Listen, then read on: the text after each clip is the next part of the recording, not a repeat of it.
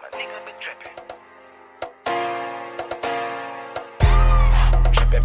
Been trapping, see all of my niggas been trapping. So your ass off and trapping, so your ass without the plastic. Man, I got a house to store, damn, my niggas been trapping. Got a 9-to-5, nigga, what you call that shit? That's trapping. Trapping, see all of my niggas been trapping. So your ass off and trapping, so your ass without the plastic. Damn, if you got a 9-to-5, what you call that shit? That's trapping. Nigga about the body off the speed. This shit need a gas. Came from the corner, nigga. Bustin' pounds of marijuana, nigga. I just came from Arizona, nigga. Went to Denver, ran across the plug. Way back in 10, I was selling drugs. I'm a street nigga, get plenty love. Fucked out some rats with my Fendi plug. Still trying to run up a Bentley truck. Back in the day, I was getting it up. Now every day, nigga, live it up. I ain't make shit off this rap shit. I'm in the trap with the lemon squeeze. Bitch, I came up off of selling peas. I know some niggas who copy keys. I know some niggas that were trapping, nigga. Now they locked up and they copping pleas. Bustin' jug while I'm in the street. These Gucci's on a nigga feet. If I'm broke, then I can't sleep. Run it up, bitch, I gotta eat. I know these niggas can't take me. Never let no nigga make me. Never let no bitch break me. Never let no nigga ape me. Been trapping, see all of my niggas been trapping. So your ass off and traffic, so your ass without the plastic. Man, I got a house to store, damn, my niggas been trapping. Got a 9-to-5, nigga, what you call that shit? That's trapping. Trapping, see all of my niggas been trapping. So your ass off and traffic, so your ass without the plastic. Damn, if you got a 9-to-5, what you call that shit? That's trapping. Holla Lucimo, if you need Simo. Yeah, he'll make a nigga touch that chain like he Debo. You niggas saving hoes a hero. We just take money like Cheeto. Take a couple shots you niggas can't block. I just call that shit a fit though. Damn, I just kill a beat every damn time. Murder this shit, man, this shit is a crime. Snow this boy up, man, they call it a line. COE, man, you know, mouth in my prime. Man, this beat, man, this shit murder. True to the game, you see murder. Jump up over the game like a herder. Push yours off in your back like a turtle. This shit is murder, we straight back to kill it. Yeah, every nigga that I'm grilling. Everybody that I'm with that I'm grilling. Every nigga get the cheese and they willing. You can catch me at the BP. Get your binoculars, see me. Hell yeah, hands up, it's a touchdown, little nigga, a TD. Bitch. Trapping, see all of my niggas been trapping. So your ass off the traffic, so your ass without the plastic. Man, I got a house to store, damn, my niggas been trapping. Got a 9-to-5, nigga, what you call that shit? That's trapping. Trapping, see all of my niggas been trapping. So your ass off the traffic, so your ass without the plastic. Damn, if you got a 9-to-5, what you call that shit? That's trapping. Nigga about the body off the speed, this shit need a casket. Damn.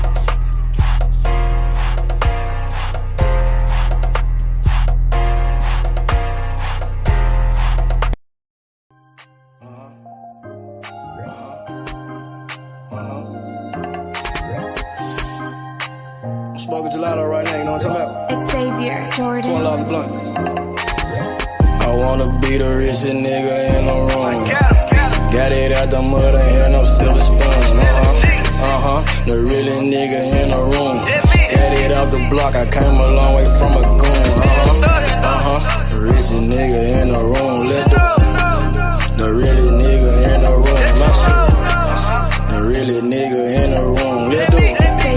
The richest nigga in the room. My nigga in the room before I knew where I was at. We were catching Nobly, I was on the block chasing stacks. I was in the schoolhouse, had that scrap in my backpack. Teacher get on the nigga ass, fuck it, I'm skipping class. Ayy, back to the block, I'm back to the hood, it's back to the bacon, nigga. Back to the bacon. Now I ain't playing, I ride with the K, and it's all safety, nigga. The richest nigga in the room without a bank account. The realest nigga when I move, X everybody right. I ain't gotta shout, ain't gotta make no noise. I just made one phone call and hit up my boy. You know yo come through in that 2-seat. He got Vino with him, that boy got 2 hits. I just hit Lil Savage up, he blowing reefer. City got a new plug and he cheap. He Sosa just shot me a test, got what I wanted. Told him pull up, I got cash, don't do no front. I wanna be the richest nigga in the room. Got it out the mud, ain't had no silver spoon. The really nigga in the room. Got it out out the block, I came a long way from a goon.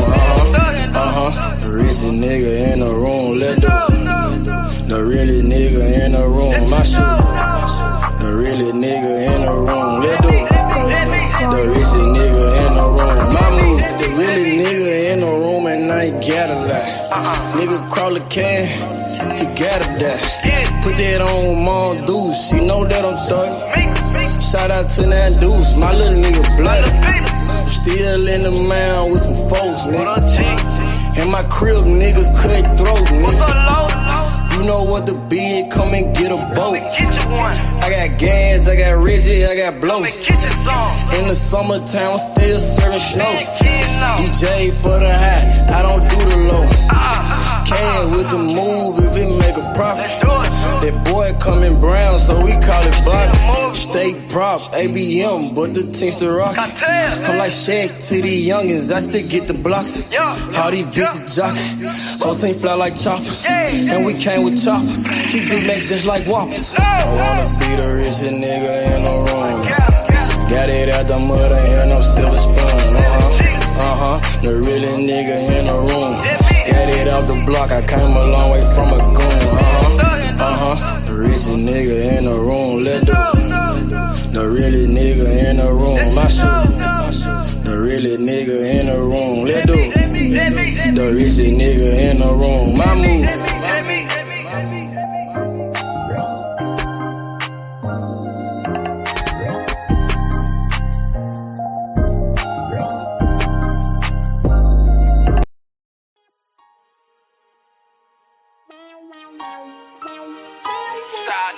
Street nigga. Kind shit, nigga. I don't watch you on the block for real, nigga. Ducking them all the way back to Cash Street, nigga. Cash Street to W, nigga. Falls on like my motherfucking thumb, nigga. 2, 3, nigga. What's breaking, nigga? Hey, I started off rapping passenger. Call the ambulance, every single beat a massacre. Yeah, my bitch be running, had to make that dick adapt to her. All my homies feel like pictures, they trying to capture her. Roll that glizzy like a workaholic, get busy. Yeah, I got shot like Shaquille O'Neal, he missing.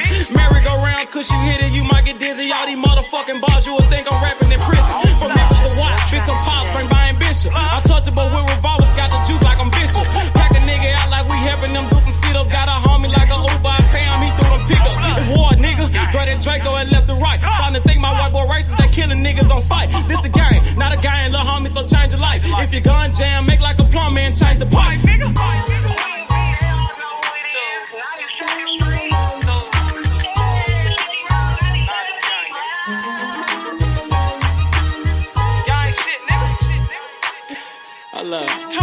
Gang shit, man.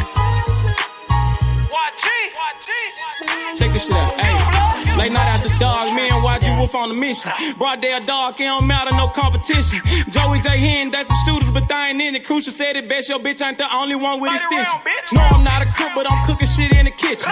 Then they broke my hands like that bitch for testing my pimping. Breaking bitches left to right, Brian Nick be my witness. After I get through fucking that bitch, I'm in the mouth like a dentist. We blood raw, I done turned this shit to a movement. These niggas acting, we load a couple clips, shoot a movie. These niggas pirates, gay as fuck, just want the booty. Make my family proud, sugar mama, Penny and Trudy. What's up? Twist a finger, chop what she banging. My flag like an old lady titties, you know it's hanging. Breath off in the time, but these bullets will get the slanging. No, I'm trapping off these features. A year ago I was slanging. These bitches dog too, but they never bite like a poodle. These niggas giving out information like they on Google. Treat them like a model. Set them up, then I shoot them. Gang shit, nigga.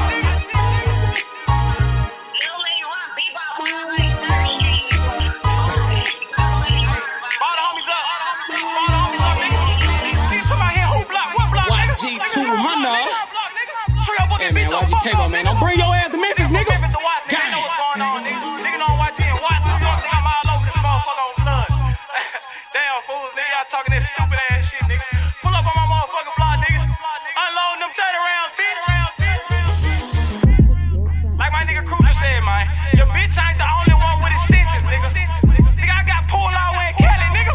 That's about me, nigga. Straight tools, nigga. Come on, man. Y'all know what's going on. Nigga, I done been out there on the motherfucking blocks, nigga. Nigga, I done took shots for this shit. Nigga, I ain't had to go to the doctor for this shit, nigga. Stay in your line, little nigga. Gang bang shit ain't what y'all want, nigga. Tools. What's up?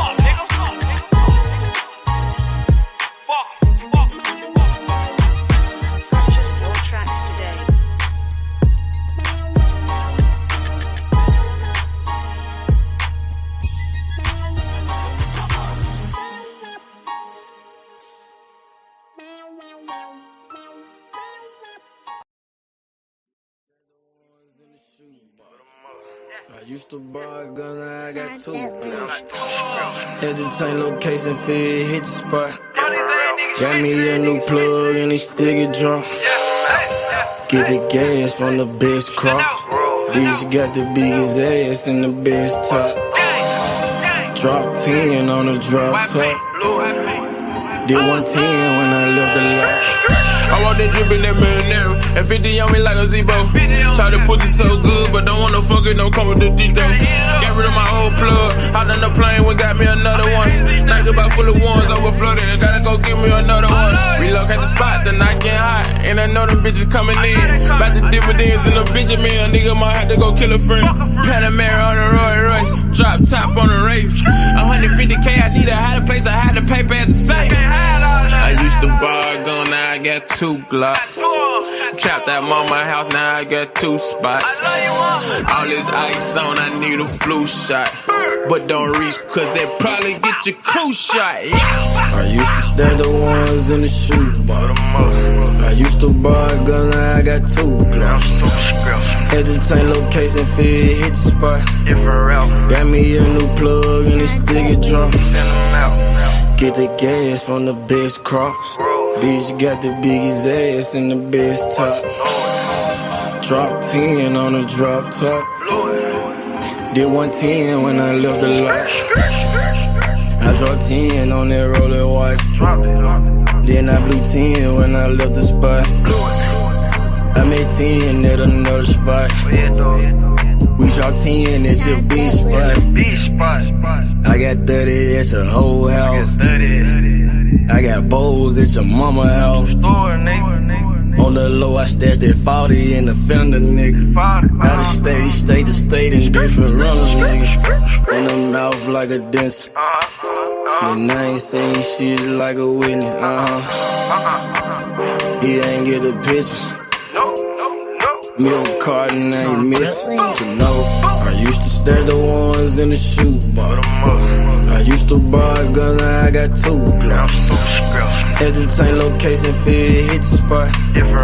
Got me a new plug and he still get drunk. Get the gas from the best crops. Bitch got the biggest ass and the best top. Drop 10 on the drop top. Did 110 when I left the lot.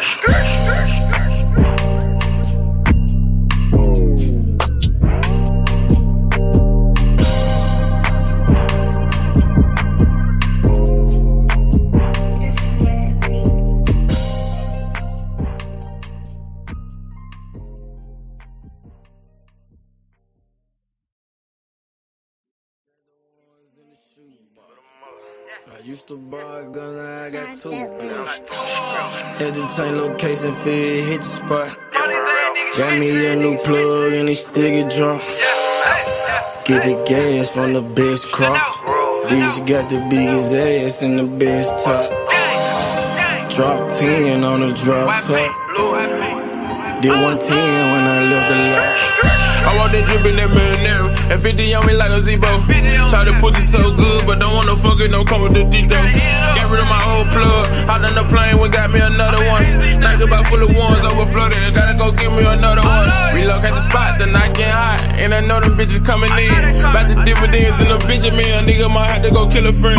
Panamera on the Roy Royce, drop top on the Wraith. 150K, I need a higher place, I had to pay at the same. I used to buy a gun, now I got 2 Glocks. Trapped at mama house, now I got 2 spots. All this ice on, I need a flu shot.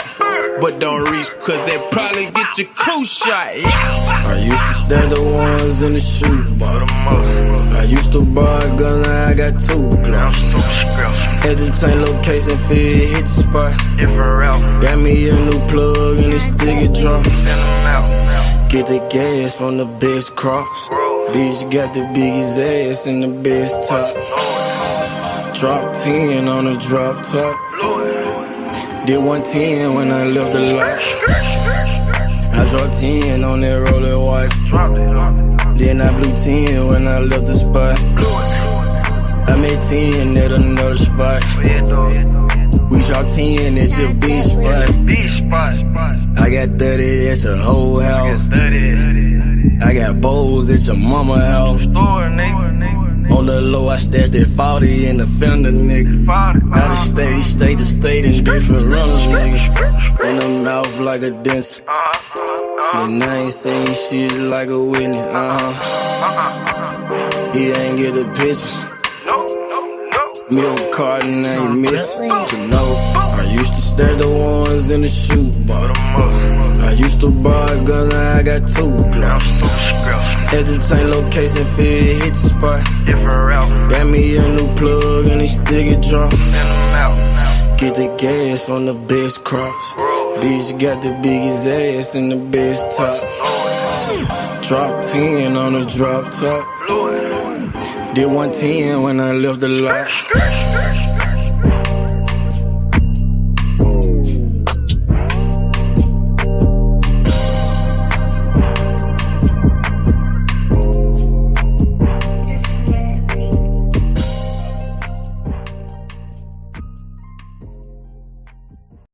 Stop a nigga like me, nigga. You never be fly as me, nigga. I used to bust down a P, nigga. Just to run up me some cheese, nigga. Listen to me when I speak, nigga. I say you hope I'm a priest, nigga. Yeah, I'm a priest to the streets, nigga. Listen to me, we gon' eat, nigga. Listen up, listen up, listen up. Pull up and hop out that Fendi truck. Flex on these bitches with no muscle. You know it blood on my Fendi buckle. Hey, drips on my nigga, codeine in my liver. I'm smoking that fruit in my pedal like Skittles. Bonding you niggas won't pick up my drip. Bust down the bell like school dismissal. Just caught a bum, no missile. Nigga try to Jew me, I'm healer. You know I ain't lying, no symbol. Money with bitches that simple. Bowls in the kitchen, no dishes. All about bread like Jiffy. Clumsy with the weed, I'm tripping. Shawty got it for the low, let's get it. Get in the guapo. Nigga, we passing like Rondo. OJ in that Bronco. We smoking gelato. We smoking that game. The bitch with the ass. She ride like 6 Flames. We counting the cash. Nigga, I fuck him, you love him. My nigga, I'm a hustler. Get cake like a muffin. Hot in the oven. Ace Money got brains. Nigga, we popping them tabs. Nigga, pull up in that chain. She in love with the swag. Thank God for the blessing. Blue sheets, salad dressing. Jugging finessing. Fucked her in second. Don't shit stop a nigga like me, nigga. You never be fly as me, nigga. I used to bust down a P, nigga. Just to run up me some cheese, nigga. Listen to me when I speak, nigga. I say you hope I'm a priest, nigga. Yeah, I'm a priest to the streets, nigga. Listen to me, we gon' eat, nigga. Listen up, listen up, listen up. Pull up and hop out that Fendi truck. Flex on these bitches with no muscle. You know it blood on my Fendi buckle. Let's get it, let's get it, let's get it. Hey, I look like I'm worth about $1 million. I'm loaded, my sweat through the ceiling. I got this shit off of drug dealing. Rats all on me like I came out the bank. We turned up, he just broke out of paint. Told my engineer don't turn it down. Toss it to blue, told him break it down. Back to back rolling up out of pound. Got some little gangster come out the mouth. Shoot around me when I'm out of town. Soon as I hit him, it got around. Fuck all these niggas who doubted us. Bitch, I went 4 years without a fuck. I do not give a fuck, no nigga killing us. I know you broke, you ain't feeling us. My life expensive, I live it up. These niggas witching, I give it up. Still the same shit, I can't switch it up. These niggas bitches, they switching up. Gucci the lure, I switch it up. Racks, packs, switch it up. Run it up, run it up. Your life ain't worth shit but $100. 4-0 don't pull up without it. No limit, we bout it. Strong, got it, clouded. Nigga, come through in the out it. Don't shit stop a nigga like me, nigga. You never be fly as me, nigga. I used to bust down a P, nigga. Just to run up me some cheese, nigga. Listen to me when I speak, nigga. I say you hope I'm a priest, nigga. Yeah, I'm a priest to the streets, nigga. Listen to me, we gon' eat, nigga. Listen up, listen up, listen up. Pull up and hop out that Fendi truck. Flex on these bitches with no muscle. You know it blood on my Fendi buckle. Let's get it, let's get it, let's get it. I look like I'm worth about $1 million. I'm loaded, my sweat through the ceiling. I got this shit off of drug dealing.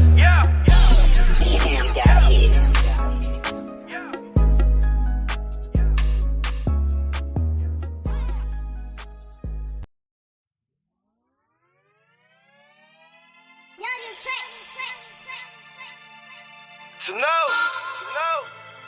Like cocktail, you know what I'm talking about? Breeze work.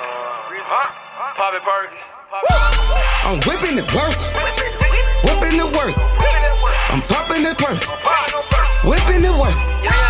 Sipping the perk. Nigga, whipping the work. I'm whipping the work. Popping the perky.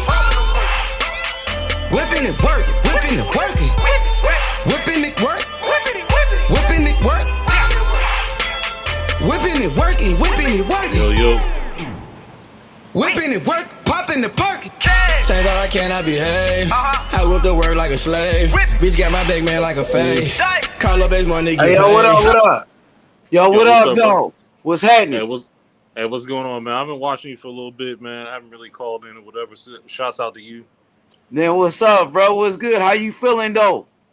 Man, look, I'm an MMA guy. Like, I've been watching boxing. Like, I'm in my 30s. So I've been watching boxing for a long time. Okay, so you like mixed martial arts, man. What bring you to the channel, though, man? This is straight boxing talk. Talk to me, bro. You getting into the sport of boxing? You fucking with it?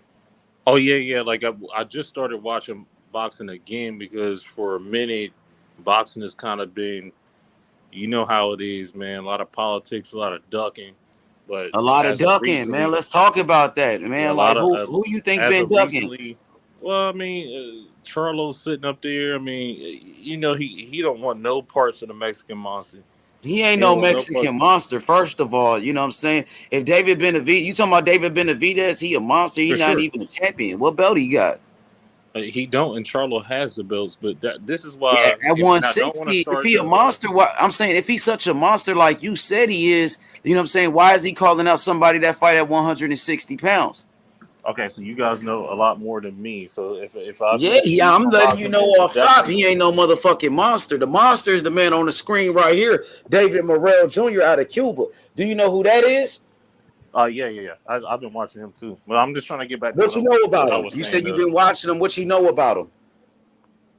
So this is what I'm saying, and I'm not trying to get into no argument with you. You guys know. I mean, I'm here for the smoke, though. You said Mexican monster. My fighter, David Morrell Jr., will beat the shit out this nigga, and he don't want no smoke with David Morrell Jr. David Morrell been calling that man out ever since he had 3 fucking fights, nigga. He ain't no motherfucking monster. That nigga's on that powder, nigga. What type of monster you know get stripped for his world title 2 times? What type of monster you know be fighting bums, nigga?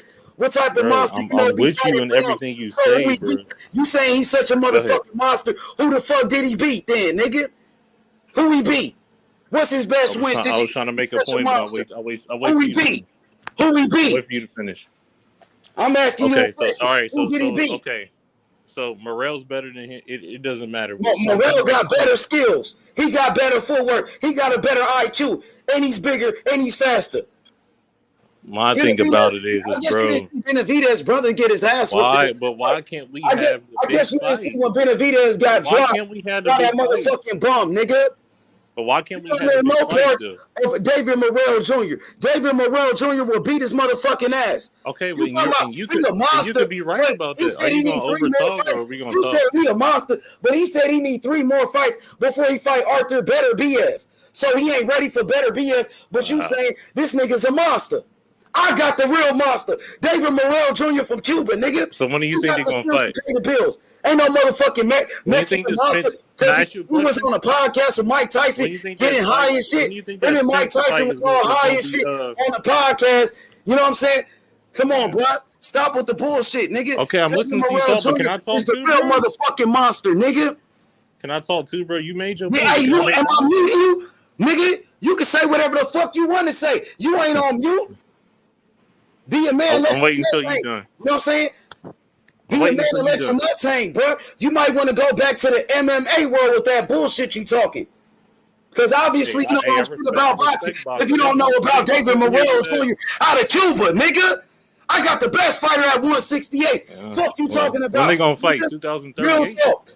So what's up with Benavidez? Why he lying and capping then? I'm not lying and capping. Okay, Benavidez said he sent David Morrell the contract, but he ain't never sent shit. Hold up, bro. Hold up. Yo, what up, Rakesh? What's up with it? What's up, H Money? What's up, brother? Who's this fucking fool talking about Benavidez? Morrell is the fucking truth, brother. He ain't talking about shit. He don't even know what the fuck he talking about. He said he an MMA fan. Obviously, he don't know shit about boxing. But in MMA, no, you don't know shit about boxing. You might want to stick to mixed martial arts. The best fighters fight each other. You might want to stick to MMA talking that bullshit.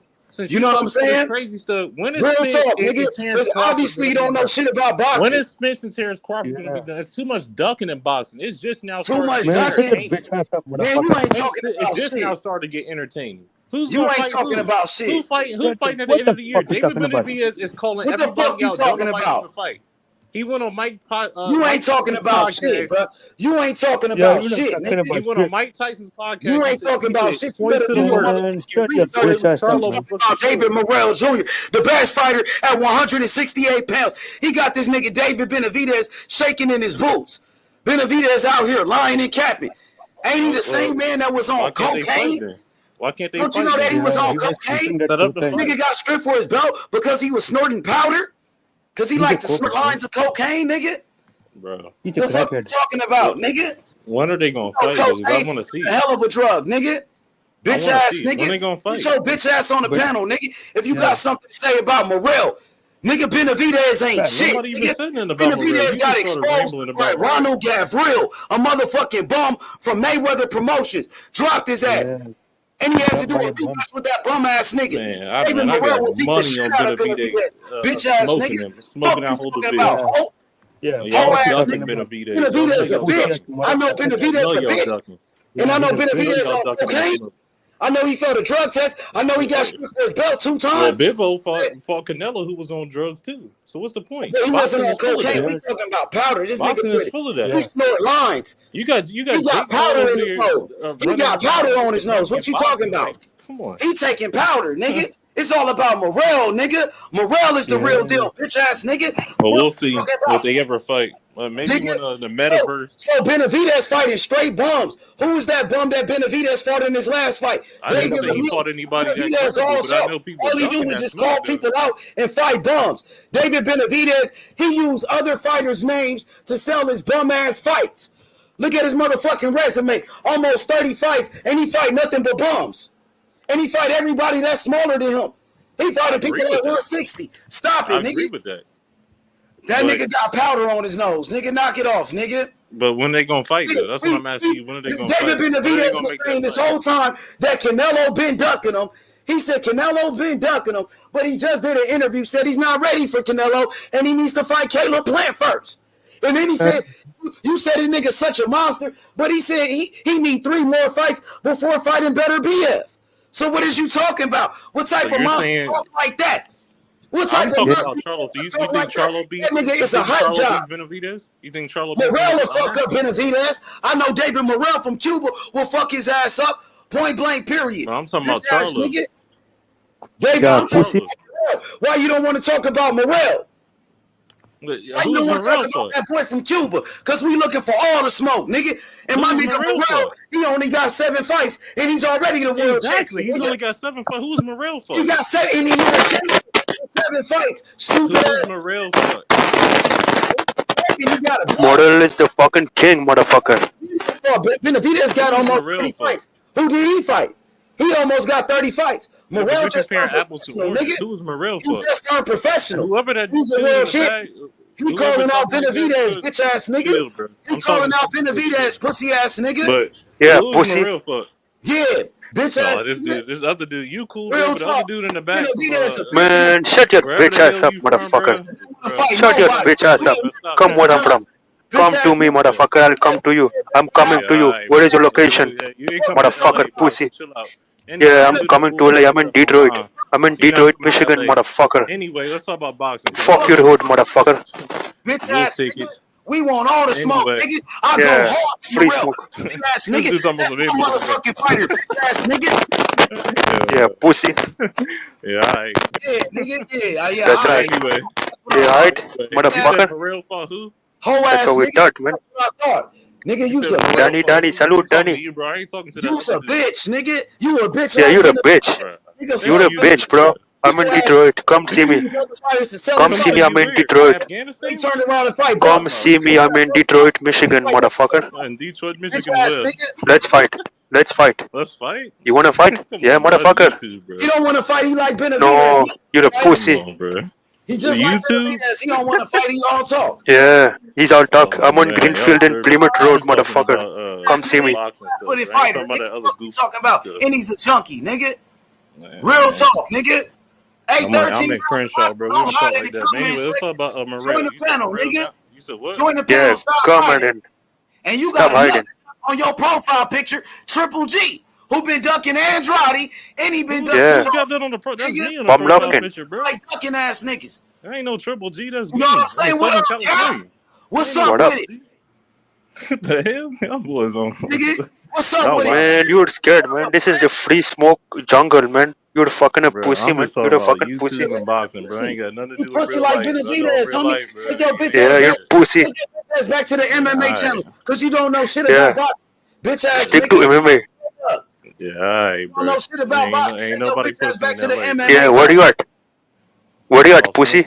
Los He ain't Angeles. nowhere. He quiet. He quiet. Yeah, he's quiet like a church mouse. Y'all got me blocked. Silent. Nigga, shut your bitch ass up, nigga. Yeah, shut your bitch ass up, bro. You a bitch, nigga. You a bitch, nigga. Yeah, you're a straight up bitch. Straight up bitch, bro. I'm right You here, can't even bro. pull up, man. Pull up to me, motherfucker. I give you my location. Greenfield and Plymouth Road. Yeah, let's fight. I know how to fight. The best fighter at 168 pounds. Let's fight. He gonna beat Benavidez's ass, bro. He big, nigga. Exposed. Benavidez on record saying, Morrell is such a good fighter. He's gonna be my toughest test. That's what he said. These boys, wow. Y'all The see toughest task. That's right. You talking about some less fight. Morrell is so good. Canelo would never fight Morrell. Benavidez said that Canelo would never fight Morrell. Nigga, pussy ass nigga. That's how good. Yeah, he's a pussy. Benavidez daddy already said that shit. That nigga got powder on his nose. It ain't my fault that nigga wanted He's a cokehead. Okay? It ain't Yeah, he taking that powder. Powder in his nose, nigga. Fuck you talking about? Hey, dude with the R sound like he was. We could talk about how Benavidez got shot in the leg and he didn't shoot back. He didn't get it back in blood. He didn't get it back in blood. Didn't get it back in blood. Get shot and don't shoot back. Yeah. Pussy ass nigga. And then on top of that, he just like you. on the man that shot his ass in the leg. They talk all that gangster shit. Niggas snitches and bitches. They got niggas shot. Yeah, that's right. Back. He didn't bust back when a nigga shot at him. Whole ass nigga. All he did was go tell. Nigga, fuck you talking about. Nigga, it's Morrell time. Pussy ass nigga. Yeah, Cuba. Nigga. What you know about you looking for all the smoke? Nigga, shut your bitch ass up. Shut your bitch ass up, man. The best fighter at 168. Fuck you talking about. Man, shut the fuck up. Yeah, okay. Nigga, that's what I thought. Pull up to me. Pull up, motherfucker. Pull up. He fighting Ronald Ellis at Bomb. Who the fuck is I'll give you my location. Sparring partner. I don't want your location. Ron Davis. You a goofy. That's right. You're scary. You're a scary bitch. Bombs after bombs. Why would I need your location? Yeah, because I'm about that life. Because I will do it. I will do it for real. Because I will do it. You know. Scary pussy. This is not. Yeah, that's right. You're scary. He's a pussy, bro. I don't incriminate myself in no YouTube. You don't know shit about. Yeah, he's a pussy. Man, I don't do that. That's fake. Yo, you're the pussy. You've been watching me for a long time. I've been watching your channel for a long time. Nigga, get off my dick. Yeah, he's a fan. Yo, he's your fan, bro. I tried to say you had a decent channel. I tried to. You's a bitch. Nigga, just like Benavidez, nigga. Y'all pussy. Yeah, pussy. Straight up. Use other fighters' names. Straight up, bro. Bitch ass nigga lying. Benavidez said his brother won that fight with Danny Garcia yesterday, and his brother got his ass whooped. He lying about that. Who said? Yeah, he was on that coke. He was on that coke, bro. Yeah, he was on that cocoa. That's right. I'm in love with the cocoa. Yeah, you right. I'm in love with the cocoa. We need to be in love with the English language. Benavidez a bitch, nigga. Straight up. Shit out, bitch ass nigga. Straight up, bro. Nigga, it's Morrell time, nigga. Fuck Benavidez, nigga. When is Morrell's next fight? Straight up, nigga. Benavidez, he use other fighters' name to sell his fight. He don't even want to fight. Bleezy? You ain't no fucking Bleezy, motherfucker. What the fuck? You don't even have a Gleezy. Bleezy, you don't even have a Gleezy. Nigga fighting JD. Do you even have a Gleezy? And Gulu and Ronald Ellis. Man, shut your bitch ass up. Bomb after bomb, nigga. What's happening, nigga? I got the best fighter, bitch ass nigga. But anyway, straight up, yeah, nigga. Benavidez a Gleezy, fighter, nigga. but no Gleezy. And he fighting guys way smaller than him. Bitch ass nigga. Everybody's he don't fight nobody his size, nigga. That's right, he's scary. Just like his brother, nigga. That nigga ain't shit just like his brother. Just like his bitch ass daddy. Talking about wow, how you gonna let daddy too? Y'all boys get a hatred for Benavidez. That's how I know y'all. Ass nigga. He lying about Danny Garcia beating up on his brother. He lying about sending him a contract. That's his brother. That nigga just lying This about honesty, bro. dick sucking ass niggas go for anything. That's his brother. He's supposed to say he won. Pussy ass nigga. I got a slick black fighter straight out of Cuba, nigga, who got the skills to pay the bills. Nigga, fuck you talking That's about. right. Wow. Just like Devin Haney, bro. But a flat-footed fighter. Whole ass nigga. So Haney beat Gervonta? Haney beat anybody, pussy. You goddamn Haney on right. top of everything. He been calling him out, nigga. He been calling that nigga out. That's a good fight. That's a good fight. I think Haney got the skills. Who do you got? No, I got Haney. I got Haney in that fight. Oh, now you better be, motherfucker.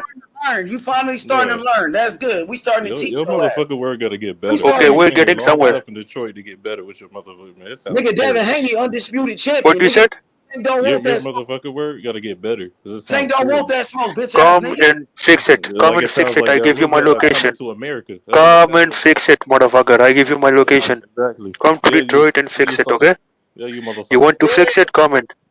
Glizzy without the glizzy. You don't even have a glizzy. Get back to that. I'm done with bro. I've been done with you since you was talking about you want me to pull up in your local. Shut your bitch ass up, man. You're a scary pussy, man. You can't even pull up. Man, chill out, man. Man, I come to your hood and fucking rob you, man. I'll rob you out of your chain. Your fake chain, your 25 cent chain. But anyway, let's get back to the fuck you talking about. I'll knock you out. So anyway, I know you would, bro. I know you would. You got it, bro. That's right. So anyway, so Morrell. Your voice is shaking. Why is your voice shaking, bro? My voice ain't shaking, bro. Are you shaky? Yeah, your voice is shaking, man. Yeah, you're shaky, bro. How? I can hear it, motherfucker. You can't even shake two sentences out.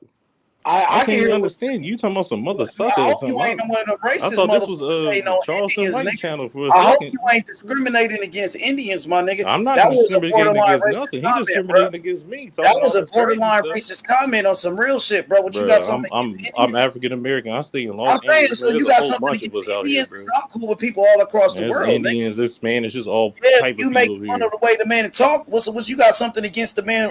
His race? I don't. He over there talking about some less fight. You got something against his race? I'm just asking. YouTube channel, he calling you out. He called you out, but you ain't got to get racist. Call me out because I have a different opinion about a boxing. You ain't got to get racist about it. He called you out, boy. What his race got to do with it? Because he has Indian. Nothing to do with it. But we grown. Yeah, it's like we exposing them racism around here. Because somebody in the comment section is saying that. But you got something against Indians? Like, come on, man. Grow up. I'm just asking. Do you got something against Indians? No, I stay in Los Angeles, bro. I have nothing against nobody. Like, I'm around a whole bunch of different people. You know, we gotta check you, bro. So anyway, I'm here talking about boxing. I'm not here talking about let's grab, let's get up. You don't know shit about boxing. How you gonna talk? Yeah, you don't know shit, man. Stick to MMA, bro. Stick to UFC. If you guys say something better, I'm just saying, how you gonna know something you don't know shit about? I'm learning the game. I want to know. All right, I'm gonna teach you. David Morrell Jr. is the best fighter at 168. Point blank, period. He got the best skills, bro. He got the best skills. He got the best IQ, best footwork. He's the best fighter at 168. Point blank, period. But that is your opinion, though, right? He is. I'm telling you a fact. No, this is a fact, bro. You don't know shit about boxing. Let me teach you something. Who has Morrell fought? Humble yourself. Humble yourself and let him teach you. Humble yourself and let me teach your bitch ass, nigga. David Morrell Jr. is the best fighter at 168 pounds. You right about that, Geezy. Morrell. Cuba, stand up. He got the skills to pay the bills, bro. Point blank, period, nigga. The best fighter at 168 pounds. He's the best fighter at 168 pounds. He got the best skills. Skills wins fights. Stupid ass nigga. Yeah, skills definitely wins fights. And Benavidez got all the skills. What you talking about, nigga? Skills wins fights. Let me teach your dumb ass something. David Morrell Jr. is the best fighter at 168. He became a champion in only 3 fights. He broke Lomachenko record. How many fights does Morrell had? He made history. He became a champion in 3 fights, nigga. But how many fights does he have? He only got 7 fights, and he defended his title about 3 You're basing that he's the best. And that's how breaking records. Breaking records. History, stupid ass nigga.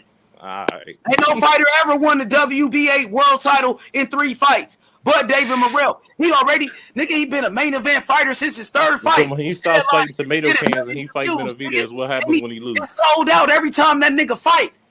It's sold out, nigga. And he only got 3 fights. The sold out mean getting millions of views or the sold out mean ain't nobody doing that but my nigga Osvari, David Morrell Jr., straight out of Cuba, nigga. So you talking about he sold out the tough man competition? He sold out motherfucking Minnesota, the motherfucking Armory. In Minnesota. Shit 2 times, nigga. On national. He sold out Minnesota. Nigga. Yeah, he sold out Minnesota. What can you even sold out, motherfucker? You can't even sell out nothing, bro. Nigga on Fox and had over millions of views on his. Sell out Barclays and dumbass nigga. Do your motherfucking research. And sell out Vegas and then you. Yeah, he's stupid, bro. He's stupid as fuck. He don't know shit about boxing. Stick to MMA. Stick to MMA because you don't know shit, bro. Okay. We come in here to teach you, man. You need to open your ears. I mean, you really can't teach me too much. I think I'm a little bit older than one of y'all. Or two. You don't know shit about boxing. Who gives a fuck? You don't have no IQ.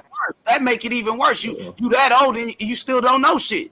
No, I was watching boxing. You still you that motherfucking old and you don't know shit, bro. Old and lust.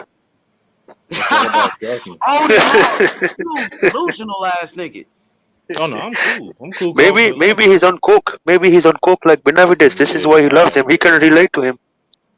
Yeah, I'm racing and you trying to talk about I'm doing. Hey, good. you got somebody you guys know a lot in the comment section. Danny DeGreat said H Money. Tell this nigga that Danny DeGreat is calling him out to a shootout. And he dropped the location. So you talking all that tough shit. You got people looking for him. And he dropped boy Danny Oakland. Let me address Danny so if you want some smoke, you got smoke with Rakesh. You got smoke with me, and you got smoke with He don't even stay in Southern California. Talk is cheap, nigga. That's one. And for talk is cheap, nigga. So he dropped the addy. So if you really he dropped the addy. You know he goofy. Yeah. If you really no, you scary. You scary. You can definitely pull up. You feel me? If you really about that life, nigga. Yeah, he's scared. He already ducked me. Nah, he's ducking again. He goes on YouTube and says, "Let's do a shootout." Let's go. He calls you out to a shootout, nigga. Let's go. Let's do a shootout in Oakland. What's happening? And he only stay in Los Angeles. Quest Santana. He said maybe Morrell is mandatory. You see how y'all sound? Man, do you see how you fucking sound? You don't make no fucking sense, man. For that fight. Let's do a draw in the middle. You know what I'm saying? Morrell been calling for that fight. You gonna bring the police with you too? Only reason Benavidez. Man, you're the police. Only reason that Benavidez was talking because he knew Morrell had a fight. You start saying he wanted to fight Morrell because Morrell had another fight. You talking about? You niggas ain't about that life. You niggas ain't about that. Yo, he's from Victorville. He's not even from LA. He's from Victorville, bro. The iPhone 4. About shit. That thing's static. But anyway, yeah. So I was just talking about boxing. I'm not even. All right, go ahead. What else you want to talk about? Go ahead. Yeah. So anyway, okay. So you said Morrell's better. Okay, that Morrell is the best fighter at 168 pounds. He got the best skills. He's the most talented fighter, bro. I think he has great footwork. I think he has great skills. I think he. Okay, you talking all of that? Which Morrell fight did you ever watch? Since you act like you know my nigga Morrell, which Morrell fight did you ever watch? To be honest, he only has 7 fights. Which fight did he name the fighter that he fought against that you watched? Fights like that. So you never watched this fight. You just hear capping. You just here trying to fit in, my nigga. You don't know what the fuck you talking about. You just here trying to fit in, my nigga. Fit in for what? YouTube? Nah, you trying to fit in, hang out with me or whatever, nigga. Nah, you came here to holler at me for whatever reason. I don't know who the fuck you is. I wouldn't know you from a bag he's a friend boy. I wouldn't know you from a bag of rice, nigga. You told me you been sub to my channel. You love my channel. You been listening. You know, I'm the one that got you into boxing and all of that weird ass shit, bro. Yeah, fucking weirdo. You don't know shit about boxing, ass nigga. If you don't know about David Morrell, you acting like you watched him fight. You ain't never watched this fight, so obviously you don't know what the fuck you're talking about. Don't know shit, bro. Yeah, alright. Yeah, you don't know shit. You just running your motherfucking mouth. Alright, that's exactly what just running his mouth. Check this out. David Morrell Jr. is the best fighter at 168. Who's Morrell? And now we got a whole bunch of racist fans coming to the motherfucking platform because I'm talking about Benavidez bitch ass. You know what I'm saying? I mean, Benavidez is the best fighter in that division. But no, he not. Who did he beat? Nobody wants to fight him. Who did he beat? Morrell wanted to fight him. Morrell Ben said he wanted to fight him. Nobody wants to. Well, Morrell wanted to fight him. Morrell said he wanted to fight him a long time ago. He was the first nigga calling his bitch ass nigga out. What you mean? Caleb Plant wanted to fight him. He turned down a fight with Caleb Plant. Demetrius Andrade said he wanted to fight him. He asked for $10 million just to fight Andrade. What is you talking about? Andrade is a dark horse. Nigga, all of that shit is cap. These niggas take that cocaine, get all high and shit, and start doing interviews and don't know what the fuck they talking about, and start saying anything. Bitch ass nigga. Who else turned out the Andrade fight? Nigga, shut your bitch ass up, nigga. Andrade called them out. You said nobody called out Benavidez. I just told you Morrell called them out. Caleb Plant sent them a contract, and he turned it down. And Boo Boo Andrade wanted to fight that nigga. Hoe ass nigga. But who said that he turned it down, though? Wanted to fight that pussy ass nigga. Who said he turned it down? His promoter said it, nigga. His boss. His motherfucking own promoter. Yeah, his boss. His own promoter. You have receipts for that? Yeah, it's an interview, stupid ass nigga. It's on the box points. When they admitted they turned down a fight with Caleb Plant. I think that's opinion. I don't know if that's facts. Yeah, it's facts, stupid ass nigga. Do your research. I think that's opinion. You don't know shit about boxing. That's what his own promoter said. That's what his boss said. He got a boss. That's what his boss said, nigga. You ain't saying now you silent, nigga. Now you crying like a church mouse. Like I said, David Morrell Jr. is the best fighter at 168 pounds. Without a doubt, nigga. Morrell. Your opinion. Morrell, bitch. Morrell, bitch. Straight up. Cuba, stand up, nigga. Fuck ass. Why does it matter? Why does it matter, motherfucker? No, you got her. Fuck ass, nigga. Who's Michael? Morrell Jr., nigga. Mike Rocky, pussy ass, nigga. Fuck you talking about, bitch. Cricket Wireless? Hey, David Morrell Jr., the best fighter at 168. Who on Cricket Wireless with the rattle? Yo, what up, 3? Big 3, what up, though? What up, though? Haney, and his motherfucking young and undisputed champion of all time, nigga. And that's on God. The best is. I like Haney. I want that fight with him and Tank. He been calling for the Tank fight, but you know, Tank. I don't think Tank want to fight. I got Haney winning that fight because I think Haney has really the best skills. I got Haney winning that fight. I think Gervonta has the power to he can stop anybody, but I think Haney stays on the outside and I think he works Tank. Is that fair? I think Haney can outbox Tank Davis. I think Haney too tall, too long, too skilled, and he got that jab. You know, but Tank is a dangerous fighter. Tank got all type of power. Yeah, he gets on the inside. Tank can put anybody to sleep. But I think Haney showed in that fight. Everybody was on his last couple fights. I think Haney didn't even show the best of Haney yet. And I know another person that's ducking is your boy Teofimo Lopez. He's another ducker. That ain't my boy, nigga. He's another ducker. I ain't say it was, but he's another ducker. Why you think he a duck? Explain to me why you think Teofimo Lopez is a duck. Teofimo was as good as his fight against when he fought my boy from the Ukraine. I mean, yes, he won the fight, but he got exposed by Kambosos. He got exposed in every level by Kambosos. There's no way Teofimo can fuck with Haney. No way. And Teofimo can bounce back. Another fight that I would like to see get a rematch, even though people and I'm a good one-time fan. I think one-time beats Danny again. Keith Thurman, what you thought about Danny Garcia's performance last night? Did you watch it? I did. And a lot of people that's really why I jumped on because I seen Southpaw boxing. I actually like Southpaw boxing. I don't know who that is, and I don't give a fuck who that is, bro. You ain't, you know what I'm saying? I don't know who that is. I don't give a fuck who that is. You ain't got to shout out no bitch ass niggas on my platform, bro. Yeah, I know. My bad. Get on their ass. I seen something on YouTube. And it was saying that early, boy. Hey, fuck TO2. fucking duck. Can I explain what I was about to say? I was about to finish. Yeah. Oh, Go go ahead. ahead. My fault, bro. He My said fuck fault. T.O. though, because you brought up T.O. My nigga Goat said fuck T.O. He a duck. He agreed with you. Yeah, Okay, he a duck, bro. cool. That's what I'm saying. But what I'm saying about you asked me about the Danny fight. Danny lost one round, if that. Danny What a had the better It's footwork. round. That's it. Damn, I hate to cut you out, bro, but where the motherfuckers at who was preaching that Benavidez shit? Motherfuckers was on here yesterday saying Benavidez is a better boxer. I'm yeah. Huh? We Not got his on brother. his ass yesterday. We got on his ass, Goat. Huh? You know who said it? We know we got on his ass. Yeah, No, I remember not that his shit. Danny. They was capping hard for Benavidez, bro. I Yeah, don't know why. it was a bunch wasn't of me. them. These I'm niggas just ain't that sitting good, back. bro. Yeah, you not that good, bro. I mean, For you real. some shit you gotta actually He had more footwork. antics in that fight than he did punches. Yeah, there you go. That's some real He shit. ain't that good. All he do is stick his tongue Definitely out not. every time he get punched in the face.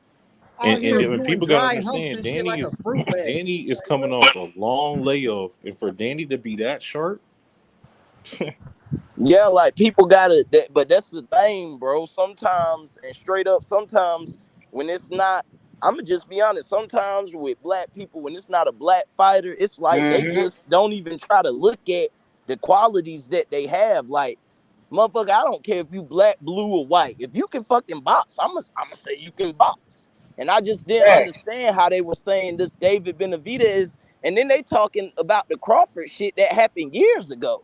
Like, you didn't see his last fight? The shit. He was garbage. I've been telling them all week. Niggas just don't listen, bro. They don't listen, bro. And the one thing I like about Danny is, and one thing you can't take away from his whole entire career, Danny has not ducked one fight. Yeah, that's another thing, bro. Danny fight everybody, bro. Everybody. Danny fight your ass, bro. That's why I took Danny too, because Danny done been through some shit. You know what I'm saying? Danny done faced the best. You gotta give it to him. Danny ain't give it to him. He ain't duck, bro, and you gotta respect that. And when you put that together with somebody who you know, like I was, and me and H said it, all Danny had to do, everybody like, oh, he can't outbox. I'm like, yes, he can. Just be patient. And that's what he did. He took his time when the openings was there. Get him. Goddamn, reset your distance and work it out. And I don't know a lot about boxing, I guess, from everybody else is saying, but I know one thing about any combat sport is that I'm not going to rush in and take shots. That's why Floyd Mayweather made his career, because he did not take big shots. He's methodical. He knows what he's doing. The shots that he picked are great shots. I mean, Danny's got the strongest chin, in boxing, to me. One of the strongest chins. One of the strongest. He got a good chin, solid chin. He got a chin. Yeah. For sure. I mean, the object is a conflict and not take. And that's what Floyd say it the best. The fucking sport is to hit and not get hit. hit. A side note, you make a good point, AH. That's the only thing, because I know last night, and I was looking at comments on it, a lot of people were giving goddamn Gary a hard time. I know, bro. That shit was ridiculous, bro. You know what I'm saying? It's not, bro. You made a good point. Whoever was just talking about, I just want to see Gary just like download a little bit of data, bro. Like, he came in that bitch smoking hot. Like, you know what I'm saying? And then when you get him out of there quick. Yeah, and I understand that, but it's like once you start seeing, because if you notice, my boy went southpaw and was catching him. But he adjusted. But in that first round, bro, just take your time, bro. You know what I'm saying? He probably, if he would have took his time that first round and worked that stick like his brother was telling him, he probably still would have got hit, but he wouldn't have got caught like he did in the first round, just lunging forward. That's what I was saying yesterday, that Sean Porter shit sometimes, bro. That's how Crawford got Sean Porter. You get the fucking one to lunge and swing, bro. You gonna get caught. Yeah, that's big facts. That's big fact. And Danny's don't have H has said something that was true too. Moving forward with Danny in the division, I don't think he has the reach for sure. So I think the longer fighters are going to definitely get him up out of there with the jab. You seen the jab was eating Danny most of the fight, but it wasn't the right to come back behind it. So, and Danny's a counterpuncher, and Danny's never learned how to really stick a jab out and do that. But I feel like Danny, to have that much ring rust, he came out there. I know. He looked sharp though, didn't it? He looked sharp. He has some fast ass hands, but I just think You Benavidez blinked really first. ain't that good Yeah, too. you So did. Benavidez ain't that good. He made Danny look. He made Danny look like Mayweather Yeah, I last mean, night almost. Benavidez lost like a whole bunch of fights. I mean, he was in That like a nigga's five. trash. No, he only lost one fight, that Benavidez, to Terence Crawford. What up, Matt? Assalamu alaikum, Ak. Wa alaikum salam wa rahmatullahi wa barakatuh. What up, What's Ak? good? What What's you good? thought about Danny last night? I'd had some time to sit back, meditate on it, reflect on it. It was a good performance. With 19 months outside the ring. He looked good. He looked all right. He still is extremely defensively minded, sound minded. Sometimes I would like to see him get more offensive, try to push for that stoppage. He spoke on he was going to stop him in 7. So then around the 6 or the 7, Benavidez started pushing. And made Danny get on that back foot. I did like to see when Benavidez got made Danny come to him. He was able to execute and win the round, or just probably be more effective. Um, Danny look all right. I still think some of them guys at 154 just maybe that's their power and skill set together will give Danny some problems. I don't mind a Keith Thurman rematch. I don't think it's a main event right now, but I think it's a good co-main event next to some of these major fights. All right, who you think win a rematch with him and Keith Thurman after watching Danny Garcia's performance? I didn't really see the pop. I mean, both of them don't seem as powerful as they were in their best of the best, right? Like Danny at 140 was like a monster with power. At 147, keep early on like he was dangerous with his power. I don't. I would have to probably lean towards Danny. I like this body work. The body work of Danny last night was very well. He shoot shot. He dug to the body. He looked nice. I think he probably could get Thurman 75 to 50.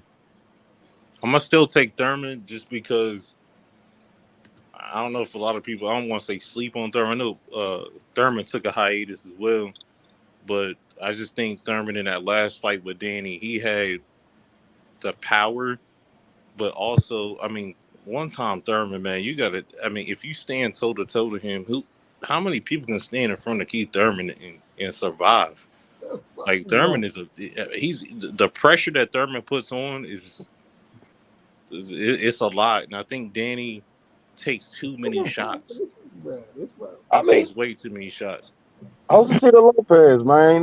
Josecito, he stalked Keith Thurman. I mean, that was his first fight back, but he stalked him down. He got put down early on, and then he was able to hit Keith Thurman, pin him to the ropes, cut the ring off. Boom. Was it a right hook or left hook? Hit Keith flush. He was gone for a minute, and then Josecito put hands on him for a little bit.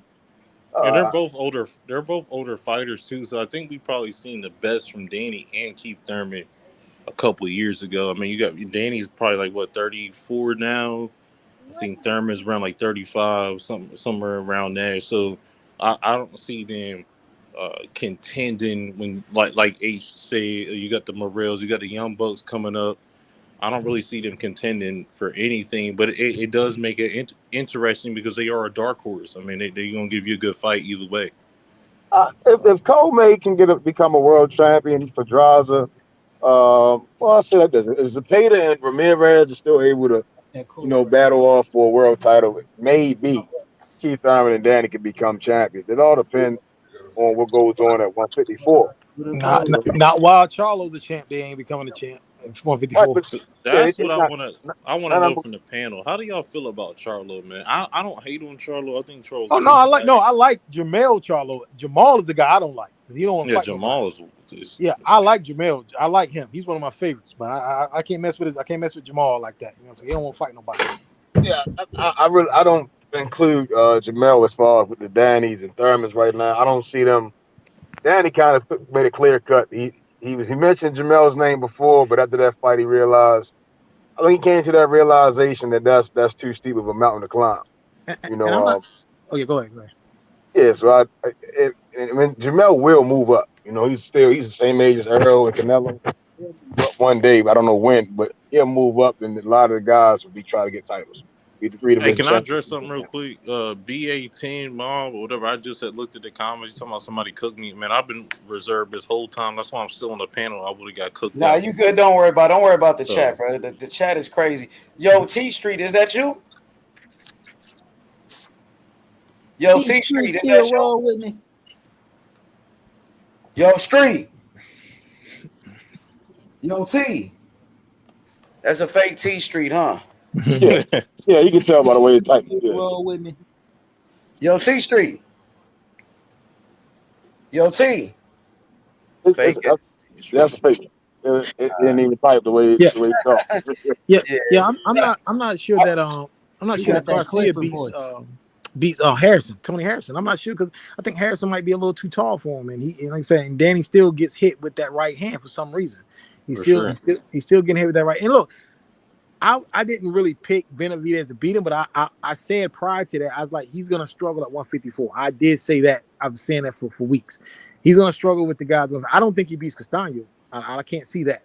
Definitely ain't beating Charlo, and I don't see him beating Harrison. And Fundora is there to get hit because he's easy to hit too. And I'm not sure if Danny hits harder than Lubin at 154. Because if Lubin could drop it, you might think Danny, but you're thinking about 140 Danny. Danny didn't have that power at 147. He had at 140. And I know if he didn't have it at 147, he's not going to have it at 154. Because like I said, he never really hurt Benavidez. And Benavidez was walking him down, walking through his shot. Even though he was sticking his tongue out, those were scoring blows. So, but he never really hurt him. Yeah, but he was able to win, though. He was able to score. He won the fight. There's no doubt about it. And we know Danny Power wasn't the same even at 147, right? Yeah. There's no doubt about it. Danny won. There's no controversy. He won the fight. But hey, David Benavidez said his brother won. They so delusional, they thought they won. No, they lost. His daddy. His daddy said, "Oh, Danny was running. Danny was this." They thought they won the fight. That's how delusional the Benavidez. Danny was landing. He was landing more punches. They remind me of T.O. and his daddy. Them niggas delusional than a motherfucker for real. T.O. and his daddy, they need their damn brain checked. That's how Benavidez and his daddy is. Benavidez already got busted for taking cocaine. Yeah. I was disappointed in T.O. in that fight because it wasn't that boxers lose. It's the fight game. So some days you lose, some days you win. It is what it is. But the way he lost, no game plan, the way bro. He lost. No defensive responsibility. That nigga literally went in there like a street fight. Fuck that. We about to just fucking slug it out. How you the bigger puncher and you get beat up? Everybody was saying he was the bigger puncher, but when it's time to punch niggas out, George start catching your ass. Yeah, he overlooked Kambosos though. I think it was really overlooked him because most of us really hadn't heard. Well, I'd heard of Kambosos, but a lot of people hadn't heard of Kambosos before that fight was even named. So, but he really overlooked him, and you saw he had him hurt late. He almost stopped him. He had him hurt, but it is what it is. He bit down on his ass. That's what happened when the cherry pick fight back. Yeah, that's what I was pissed. Yeah, and I agree with that. And it's not just overlooking. It's not just overlooking. It's just that if you want to be a superstar in boxing or whatever combat sport that you're in, you have to dog out even the opponents that you think you can win. You have to dog them out in fashion if you want to get bigger paydays. Not even that. Come in. We can make it simpler than that. Come in with a fucking game plan, bro. Yeah. Right. I mean, what the fuck, bro? Can you come in with tell the nigga to take 2 steps back when he lunging? Tell that motherfucker to use his distance. Use a probe jab. You know what? Shit like that. Oh shit! There we go. The man of the hour. The man of the hour. There you go. Let me start with this shit, man. What up, Joe? Danny looked great last night. Looked like a world beater last night. Boxing, moving, sticking, jabbing. Hey, we were just trying to say it, bro. But we respect your opinion. We ain't even gonna get started. Jose looked like shit. I think he probably needs to retire. I told you he was garbage from the beginning. Yeah, he didn't look good last night. You gotta hold that L, Shelton, because you were preaching a lot now. Hold your L. I didn't think Danny could do it, man. Danny showed a lot last night. Now, I was right on one thing. His power did not translate because he couldn't hurt that dude. It don't even matter. That man got beat on. His power wasn't the same at 47. We already knew Yeah, this. his power ain't transferred, so I don't know about him. I don't know about him fighting the Lubins, or I like the Laura fight for him though. I like the Laura fight. Lubin, I like that fight. Shout out to Kevin Cunningham. He's a hell of a trainer. He will have Lubin ready, but we got to see how Lubin. You know how is he gonna bounce back from that beating? Yeah, from that beating. Hey H, we gonna light up this Benavidez Jr. Yeah, Benavidez. But I do. Morrell gonna do his brother the same way. But I do like the Lara fight though. I do like the Lara fight. Lara. Yeah, I like the Lara fight for Danny. I like that fight for Danny because people got to understand that anything over 154 pounds is middleweight. Yeah, but I don't know, bro. I don't know about Laura, bro. I don't know about that. He say that's what he want. He say he want Laura. I just don't understand. What I don't understand is this: if you moved up to 54, why are you calling out Thurman who fights at 47? True. I actually like that idea. It keeps Thurman out the way of those WBC rankings. You know, if he ain't gonna fight Boots, he don't deserve to be fighting Crawford or Errol. Shit, go ahead and send his ass to 154, get beat up on. You know, well, that's the whole thing. That's my point, man. That's my point. If you fighting at 54, why are you calling out a man who's the number one contender at 47? Because we know what's up, Shelton. He ain't gonna be able to beat all them boys at 54. We all know what's up. That nigga know what's up, bro. That's why he called out Laura. He thinks he can beat Laura. I like that fight for him, though. I don't know if he can outbox Laura. I don't think he can beat Laura. To be honest, I don't think we can do it, bro. But it'll be a good fight. I want to see that. I want to see really, it. I definitely want to see it. But Laura's at 160 though. So if his power ain't at 154, how is he gonna go? He's gonna translate to 160. Exactly. That shit gonna be a wrap. He need fuck around. Fuck that. Keith need to be sacrificed. I'm so sick of Keith. I want him to fight my nigga Boots. Keith need to go to sleep. Keith Thurman, you couldn't give Keith Thurman $20 million to get in the ring with Boots. That ain't happening. That's what I want, bro. Oh no. Let's be honest. Let's cut the cap. You get that nigga $20 million, he get in the ring with that. But Boots, he won't win. He won't win. He'll fight Boots 3 times. He'll fight that nigga for $20 million. I'll fight that nigga for $20 million. Shit, me too. Yeah. Take a mafia dive. Yeah. I wouldn't take no dive. I wouldn't take no dive. I get my ass whooped like a man. I take my ass whooping like a man. I'm not about to take all that punishment. If you hit me and I'm woozy, that's it. Give me my 20 M. I ain't gotta live like that. Hey, don't be like that. We have seen. Hold on now. We have seen fights. Motherfucking persons get held up for diving now. Motherfucker, they hold your purse now. They think you cheat. They think you diving. They hold your purse. Nah, you gonna hit me. I ain't gonna make it that bad. But if you clock me and I legitimately fall down, hey, bro, look, you ain't gotta get up and finish me. So you gonna do the Buster Douglas, huh? That's it. When Buster rubbed his nose, Mr. Gloves and shit. Hey, look, this is what I'm gonna do. You hit me, I'm gonna do that. I'm gonna hit that knee. Well, I'm gonna be honest with you, man. If y'all have never boxed before, been in the ring, I'm gonna be honest. Thank you. That's another thing, too, bro. No, I'm saying I've been in the ring. I fought amateur, but if you really get hurt, you don't feel the punches after. If you really get hurt, I've only been hurt once in my life. I boxed for 7 years, bro. I know. Yeah. Once you get caught with that good shot, you don't hurt shit after that. You don't feel nothing after that. The next thing you're doing, I'm gonna tell you, the next thing you're doing is ask somebody what happened. Hey, my boy, you speaking some real shit, because I ain't gonna lie, boy. Now, I ain't do the amateur, do years like y'all, but I was going to Greer Golden Gloves gym in South Carolina, and boy, a motherfucker clocked me so good one time. And you know when you get hit so hard, your ears ring? Yeah.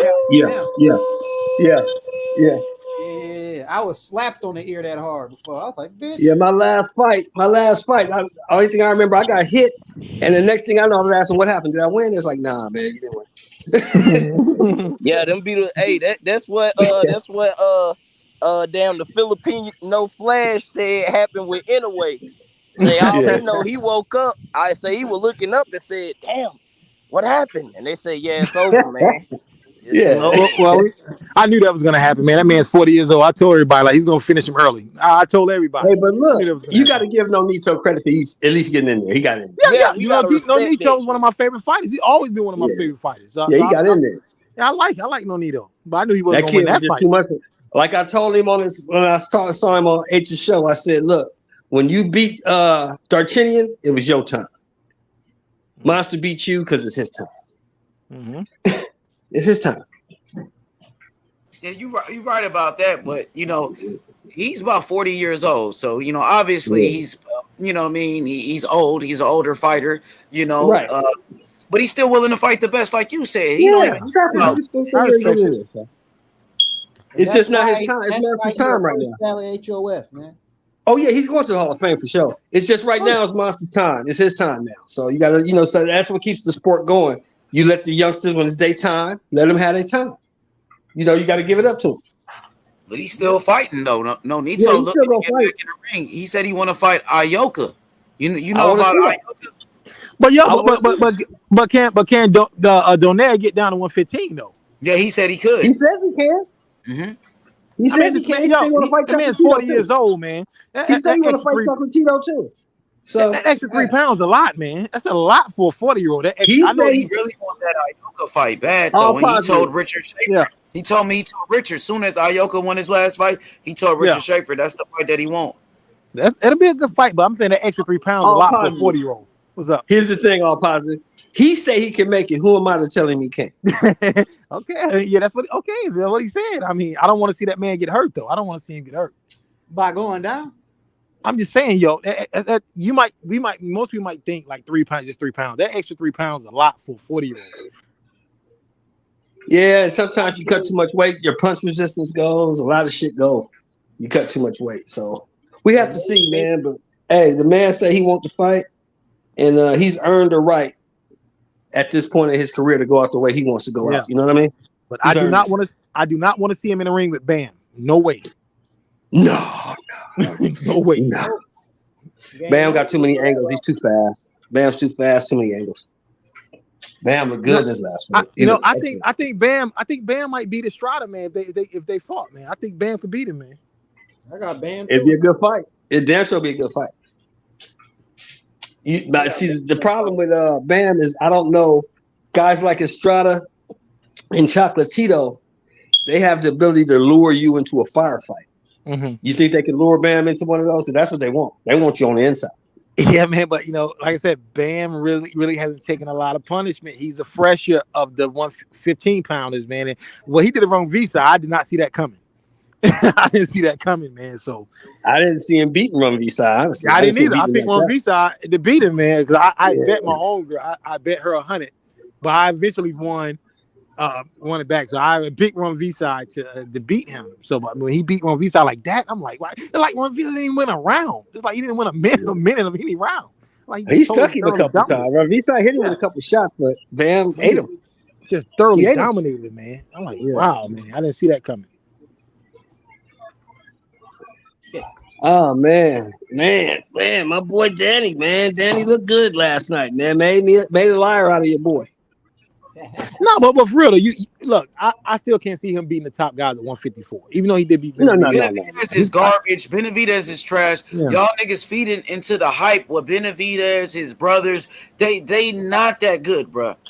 Morrell would do his brother the same way. Morrell would do his brother worse. I don't know, man. I don't know about that one. I know. You might not know, but I know. Morrell would do David Benavidez the same way Terence Crawford did his brother. Morrell would knock him out. I want to see it. Yeah, I mean, Morrell been calling for the fight. Benavidez, he just used other fighters' names to sell his fights. He do the same shit as Ryan Garcia. Call out all of these fighters and fight nobodies. Hey, H Money. Okay, let's say that the fight happens now. I'm not going for either fight. I like both fighters, but if Morrell loses, would they use the excuse that he is too young? Of course. If Morrell loses, I'll say he lost to the better man, but he ain't gonna lose. So when Benavidez loses, what they gonna say? Well, they can't say anything. They gonna say Benavidez with his shit and he ain't fought nobody. That's what and that's true. He ain't fought nobody. Jay Leon Love, Tyron Davis, Ronald Ellis, and man. Jamie I Love is one of the greatest light super middleweights of all time. What are you talking about? Yeah, but you look at you're right about that. Hey, look, Lemieux. We knew he was gonna beat Lemieux. David Lemieux is one of the greatest. Lemieux is washed up. We knew Lemieux was washed up. We knew that going into the fight. I know, we all know that, but he fighting washed up fighters like Lemieux. Okay, but he say everybody's ducking him. But guess what he said? He said he need three more fights before he fight Arthur Beterbiev. He say he a monster. All these motherfuckers say he a Mexican monster, but he said he need 3 more fights before fighting Arthur Beterbiev. But you say everybody ducking you, and then he said that he needs to fight Caleb Plant before fighting Canelo, but he said Canelo been ducking him. He said he's not even ready for Canelo. He said he need to fight Caleb Plant before Canelo fight. He said Caleb Plant, Charlo, then Canelo. That's what he said. Hey, when he said he need 3 more fights before Beterbiev, he's basically saying, in translation, I'm waiting for Beterbiev to turn 40. That's what he's saying. Exactly. And look, let me be honest. Let me be honest, y'all. As he should. Because right now, you don't want to fuck with that dude. Nah, you don't. So I thought he was a monster. I thought he was a boogeyman, and everybody's scared of him. I thought he was so tough. But he ain't ready for come on, you a boxer. You've been watching boxing since you was a little kid. You know what the fuck. Yeah, I know. So I know when what the fuck he is. I know when a man is capping, and I know when a man is lying. The man David Benavidez said he sent David Morrell a contract, and that's a fucking lie. He ain't sent Morrell shit. That's the same shit Teofimo Lopez was doing. Oh, I sent Devin Haney a contract. Well, let me ask you a question, H. What fighter do you know that writes contracts and sends them out? I don't know what fighter. I know that shows you. Hey, that shows you that David Benavidez is a lying piece of shit. That's exactly I don't know what a fighter that does that. I think the green promotion that does that. He's been saying like for two years now that Canelo is ducking him. He got all these people running around saying Canelo is ducking him. But yesterday he just did an interview, said he's not even ready for Canelo. He needs to fight Caleb Plant before Canelo because he said that's Canelo. And you know how good Canelo is. So I need to fight Caleb Plant first. But what is him saying that Canelo been ducking him? What happened to all of that shit? But now you're not ready? So this man been lying about everything. Well, they all lie. He got a big mouth, bruh. He got a big mouth. In the sport of boxing, how many fighters you know that talk and walk that walk? How many? Not many. Not today. Not many. And all he do is talk that talk. But is he walking that walk, Sheldon Moore? No, hell no. None of them are. He ain't walking the walk. None of these motherfuckers are. He almost got 35 Sheldon Moore. He's still fighting David Lemieux, Ronald Ellis, Kyron Davis, and Gulu. Nigga. Well, we gotta get him. He gonna have to get up in there with somebody for real. I like the Plant fight. I like the Charlo fight. Let's see if we can get those made. It's PBC. They'll fight at 160. On the same side of the street. Charlo fight at 160. Why he keep calling out people that fight at 160? Well, people that in that case, you gotta remember the people that fight at 160 called him out first. Well, we can say the same thing that David Morrell called him out first, and he said he didn't want to fight Morrell. Now all of a sudden, Morrell got a mandatory. Morrell got to fight with a mandatory. Now he don't want to fight Morrell. Who's his mandatory? Morrell got a mandatory. What's his name from Kazakhstan, from Triple G's country. Oh, look at this! Check out my nigga Lolo the coldest, and congratulations to Lolo. He just had a fight yesterday in Nebraska.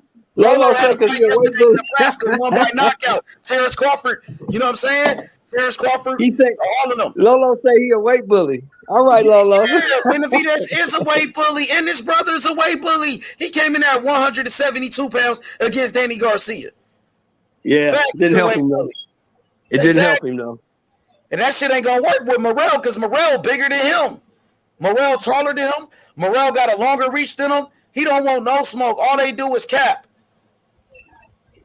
But hey, Sheldon, I want to give a special shout out and congratulations to my boy Charles Lolo Harris, 18-year-old boxing phenom. Just got the knockout in Nebraska last night.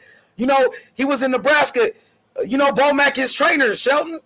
Bernie was there. Everybody, bro. I remember when you. I remember when you made the association, H. I remember. Yeah, he fighting Nebraska now. He building up a fan base. He with B&B Promotions. Cool. Bo Mack is his trainer. There we go, right there. Check him out. All Positive Charles Network. Harris, I like it. Charles Lolo Harris, only 18, straight out of California. Hey, I like it. I like it. I like it, bro. I want to see him do great things. Hey, man, he's doing some big things right now. He learning from one of the best trainers in boxing, Bo Mack. You know what I mean? He learning from Terence Crawford. He sparred Terence Crawford. He sparred Keyshawn Davis. He learning from the best. That's good. That's a good work. That's what he needs. That's what he needs, bro. Hell yeah, he got the knockout yesterday, Shelton. It was a body shot, left hook to the body. Bernie was going crazy when Lolo knocked him out. Nigga, on the video, that nigga Bernie jumping up and down, going crazy. Just like, when for Crawford, the same way he go for Crawford, they go for Lolo. Exactly. Man, they some real. That's why I love Terrence Crawford, Bo Mack, and all of them for taking care of my nephew Lolo, bro. My fighter Lolo, bro. Since day one, since he was 16 years old, bro. Speaking on that camp right there, what do you think is gonna happen with this garbage, man? Aren't you just at the point now where you just want to say, look, just get that man what he wants? Yeah, of course, man. That's the same thing Sean Porter said. Sean Porter said that just give the fighters what they want, man. He said, fuck the percentages. The fighters should just get what they want, Yeah, give them what they want. If it's gonna be a rematch clause, make it both ways. Give them what they want. If there's no rematch clause both ways, then no rematch at all. Fuck it, one fight. Facts. Yo, shout out to my boy Vasquez Santana. He said, do not forget my words. Morrell would take Benavidez by the hand to school. He has much better boxing. Exactly. Skills wins fights. And that weight bully shit that Benavidez is big. He's not bigger than Morrell. Morrell is taller than him. Morrell got a longer reach than him. Morrell got better skills. He gonna take him to the Cuban School of Boxing. David Benavidez is a flat-footed fighter, bro. So let me ask this, though, on this subject. Two things. Number one, what was up with that judge who had to fight a draw? Number one. Bullshit. They gave Benavidez a draw in the last fight, remember? In that fight where he got beat. Yeah. What the fuck was he watching? That was some bullshit. That was some bullshit. Number two, well, from what I saw last night, fellas, Gary Antoine need to work on a few things because he was eating that straight left all night. Oh yeah, he got a few things to work on. Even Gary Russell said it after the fight. His brother, his trainer, he said he need to work on it. He said he gave him a C. I think he said like a C, a performance. Yeah. But I'm gonna tell you this, Sheldon. I felt like he did good. He got this stoppage. What in 6 rounds? That needs to be ran back because that man was ready to fight. I don't know what the ref. But he was hurt. Now we could try to take away. He was hurt, but he didn't deserve that. He was ready to fight, man. Listen, we seen bad stoppages in the sport of boxing all the fucking time. Yeah. People was complaining about the Sean Porter Terence Crawford stoppage. They complained about Gary Antoine Russell stoppage in his last fight against Victor Postal. Gary Antoine Russell did what he had to do. He did his job. Mm-hmm. Exactly. He did what he's supposed to do. He did do that. That man was hurt. He hit him with a vicious right hook. That was a he hit him on top of the forehead and dropped him. Yeah, that was a hard shot. Straight down face first. He got up. He was hurt. He still was hurt. Yeah. And the referee stopped. He was going to get stopped anyway. But I did feel like it was a bad stoppage. I thought it was. He could have continued, but he would have got stopped. Yeah, he wasn't going to win the fight. Yeah, he looked exhausted after the fourth round. He looked exhausted to me. I don't think he could have caught a second win. So I do did him a favor, I think. But let's be honest, though, that was a good fight. That was a good fight. Oh yeah, it was a great fight. A good fighter, Sheldon. He from Cuba. Rancis Bartholomew is a 3-division world champion. He's the only fighter from Cuba in the history of Cuban boxing to be a 3-division world champion. That dude had accolades, and he never been stopped before. So Gary Antoine stopped a man that ain't never got stopped before, bro.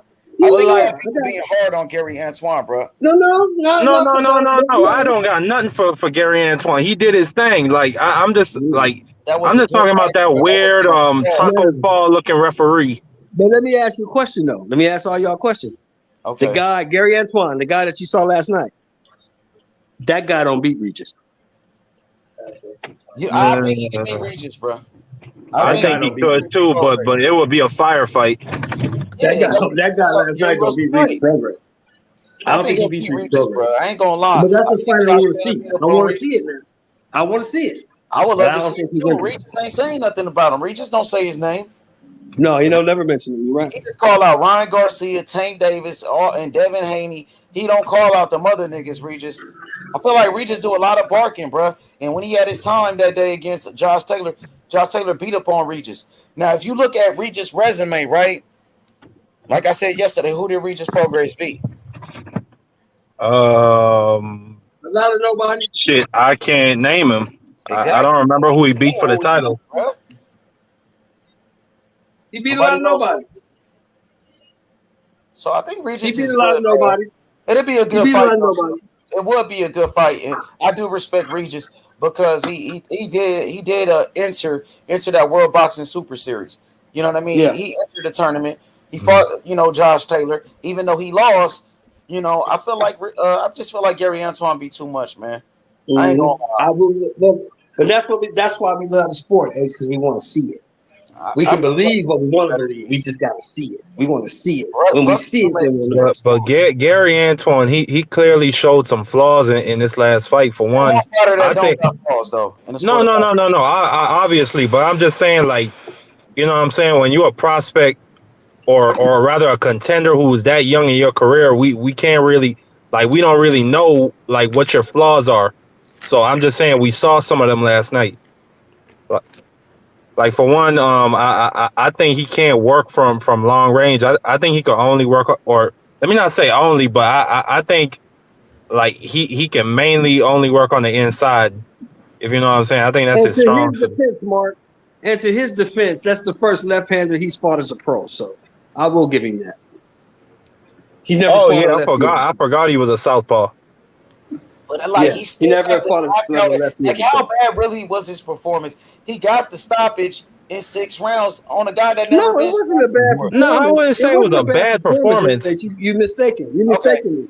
You seen the holes? You talking about the holes? I'm just saying he got hit with that left hand a lot. I got you right about that, Sean. He got hit with that left hand a lot. He had clean shots with that left hand, and he was hurt. And he was hurt in the second round. But he showed he has a good chin though, and he shows that he has a good stamina and he's in shape. Yeah, he got dogged because he came back from that, but he got hurt. He damn sure got rocked. Mm-hmm. I was like, "Oh shit, he got cracked." Hey, I fell asleep before the main event. How did it look? I know Danny won. Danny beat the shit out of that boy. It looked like a goddamn clinic. Goddamn 8-4. I mean, other people got that shit. Kent 2, 9-3. I got an 8-4 for sure.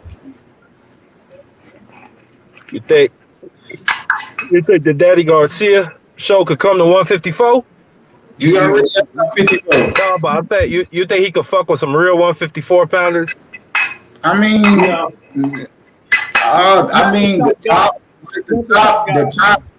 the top three, nah. I don't think he could beat Castano. Castano? No, he can't beat him. I don't know. You think he could beat Pandora? Nah, hold up. You can't say hold up. Sure, you can't say Castano would beat him when before last night. Hold up, OG. Before last night, I probably would have been like maybe, but Eddie Garcia showed that he could move around that ring compared to nobody who don't have footwork. Castano has no footwork. Same level as Jose Benavidez.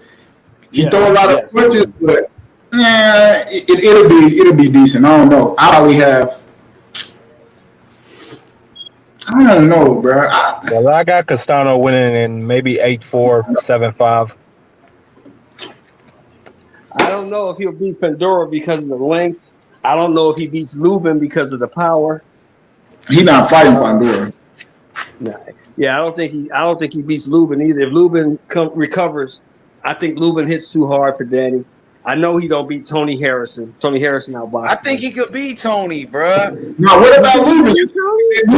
You think he could beat Lubin, H? I think, but I'm gonna just say it like this, because I like Lubin and Kevin Cunningham, bro, one of my best friends in the sport of boxing, one of the best trainers. I would favor Lubin, you know what I mean? But we got to see how Lubin bounced back. He took a lot of punishment in that Fundora fight, bro. Yes, and he was knocked out by did. Charlo. So the man been taking punishment, Q. We don't know, what to expect from Lubin. That's all I'm saying. But I think Lubin, the size of Lubin could be a little bit too much. But we got to see if Lubin can take Danny's power, bro. I think he can. Danny ain't showed devastating. Danny ain't showed us no power at 154. He showed us that he beat a 147 pounder who lost his first 154 fight and they gave him a draw. Like, he ain't showed me he got power because he didn't stop Benavidez from trying to come forward and walk him down. Benavidez just didn't have the skill to beat him. But I don't know if I really can't say what Danny Power is at 154 right now. Okay. What you think about this comment from my boy Ellie? He said Lubin has no chin. What's your thoughts on that, Q? Shit, Charlo, one of the hardest hitting motherfuckers in boxing. What about Fundora beat on him and couldn't stop. Really, they had to stop it. He didn't stop it. The doctor stopped it. The corner stopped it. He took a lot of punches in that Fundora fight. But Mark, we ain't gonna get it fucked up like he didn't drop Fundora after he got dropped. Exactly. He stopped him. Exactly. But you know what I mean? So I can't say he's chinny like that. I can't say that. Yeah. I can't say that either. Nah, man, I think Charlo just caught him with a good shot that he didn't see. Like, anybody could get knocked out that way, in my opinion. If you get something you don't see. Nobody fucking with Charlo at 154. Yeah. No. I know nobody fucking with him. Hey man, what about our guy Kalnaki, man? You think he needs to hang it up? I think he does. Man, that fight last night, that shit was crazy. Them two big motherfuckers were just throwing. I didn't think they could keep that pace. It might be over with for Cal. Turkish dude got some good stamina. That Turkish dude got some good stamina. Yeah, I thought he was gonna win, bro. I thought Kalnaki was gonna win, bro.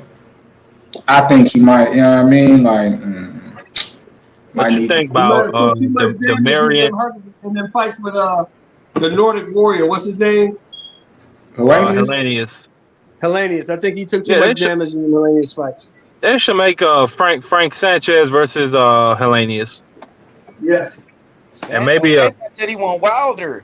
Yeah, I want to see Wilder fight him. Bro. Real talk. Yeah, but let's be honest. Wilder's going after either a belt or big money. But I understand. Like, I wouldn't mind seeing that fight. Nigga, Wilder got to come back first. He goes straight into some shit that can get him. You know what I mean? Hey, that motherfucker self-confidence already shot, bro. You better fight somebody. That's what I'm saying. He should fight. Just take a little tune up with Derek Chisora, make some money, and then go fight Andy Ruiz or whoever wins between him and Luis Ortiz. I wouldn't mind seeing a third fight. Bro, we talking about Hellenius, the nigga that beat Kalnaki, bro. See that shit? Yeah, Wilder ain't taking no tune-ups. Wilder want big money, man. Wilder's rich now, so you got to pay Wilder. Who he gonna fight? Man, let me know who he can fight for. He's supposed to be fighting Hellenius in October. That's the rumor. Okay, that's the rumor. I thought you was talking about somebody else instead of Hellenius. I'm like, shit. No, he's supposed to be fighting Hellenius in October. That's the rumor. Yeah, that's what I'm. You know what I'm saying? But I want to see, as far as heavyweights, I want to see Sanchez in there with the winner of Ruiz versus Ortiz. Let's get these young guys up, man. Let's get these young guys a shot. I guess that's cool, bro. I ain't gonna lie, bro. I'm not sold on Frank Martin, bro.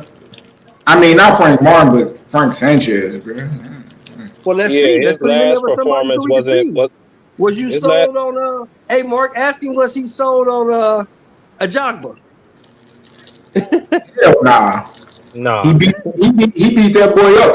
But that's what I'm saying. When I watched that fight, I'm like, damn. I'm like, why didn't he, you know what I mean, just get that nigga, you know what I mean, get him out of there. Like, he dropped him. I'm like, shit, quit playing with that boy. This the heavyweight division, bro. Get that nigga the fuck out of there. And then that fight, the fight after that was not good. I mean, you gotta give a fighter like one or two fights like that. Let me respond to Mr. Anderson. Mr. Anderson, what British guys do you have?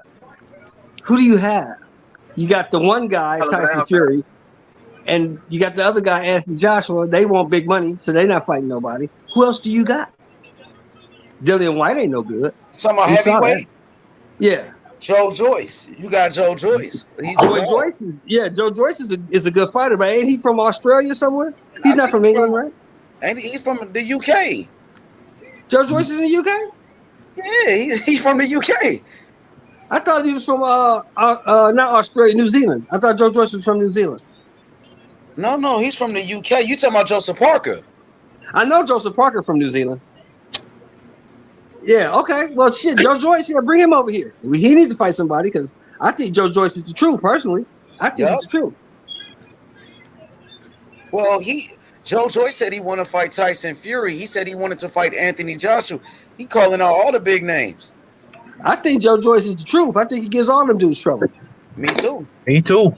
I think even though he gets hit on on the chin a little bit too much, his style is just terrible for all these dudes. I got Jared Anderson. You got Jared Anderson, big baby? I got Jared Anderson knocking that boy Parker out, maybe like anywhere from 8 to 10, 8 to 12. You think he ready with only 11 fights, bro? Yeah.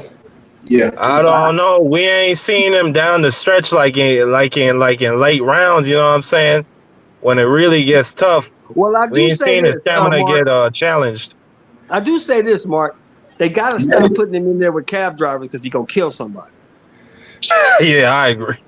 That nigga didn't even land. The last fight where he knocked the nigga out, it landed on dude's glove. It even hit him clean. Well, he only got 10 fights, though. Let's be honest, bro. He's still a prospect. Hey, hold on now. Hey, let me talk to Age. David Morrell only got 6 fights. See? Okay, the difference is this, Q. Morrell, he got a belt, right? He's a world champion. Morrell, listen, and Morrell in his third fight was in a 12-rounder. It went the distance, full 12. Now, Big Baby, his fights be 6-rounders. You see what I'm saying? Because the top rank, maybe they don't think he's ready to go 12 rounds. Maybe he ain't got the stamina, the cardio to do it right now. So they had different stages. They had different stages of their career. Where Morrell got a belt, he fighting in 12-rounders. He's a champion, and Big Baby still at a prospect stage, even though he got more fights than Morrell. But when you say, as far as like, damn, what division do you think more deeper, 168 or heavyweight? I'd say heavyweight. I don't know, man. They both shitty divisions. I ain't gonna say shitty. I don't think heavyweight is shitty. Hell nah, bro. They got Fury, AJ, Usyk. They got Joe Joyce, Joseph Parker, Deontay Wilder, fucking Andy Big Baby. Yeah, you guys are right. Exactly. It's way deeper than 68. 68 ain't got shit, but 2 or 3 guys. Yeah. The other guy is Benavidez and Morrell, and then you got Canelo at the top. Yeah. Yeah, you look at 168, right? You got Canelo, David Morrell, David Benavidez, who else? You got Caleb Plant, Edgar Berlanga. Edgar Berlanga. I like that, but heavyweight is deeper, though. Yeah, you got Anthony Durrell, Canelo. Unless Charlo move up and Andrade move up, then they get that shit popping. Triple G. You got Zach Parker. I like Zach Parker. He's a good fighter. Heavyweight. But that's not nowhere near as deep as heavyweight. But 168 is popping and is lit because Canelo is fighting at that weight class, and Canelo's like the most popular boxer right now in the game. Facts. But That's facts. Can't argue that. Still, where the heavyweight division goes, so goes the sport of boxing. Facts. That's the truth. As the heavyweight division goes, so goes the sport. You're right. After Wilder and Fury had their third fight, which was an amazing fight, immediately the people started saying, "Oh, boxing is back. The heavyweight division is back." Nah, they say that after every good fight because the next division is, I ain't gonna say best, but I would say marquee division is middleweight.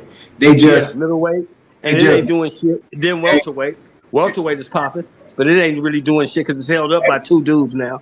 Yeah, motherfuckers looking at lightweight and featherweight bands shit. You know what I mean? Because these two niggas is holding up the division, bro.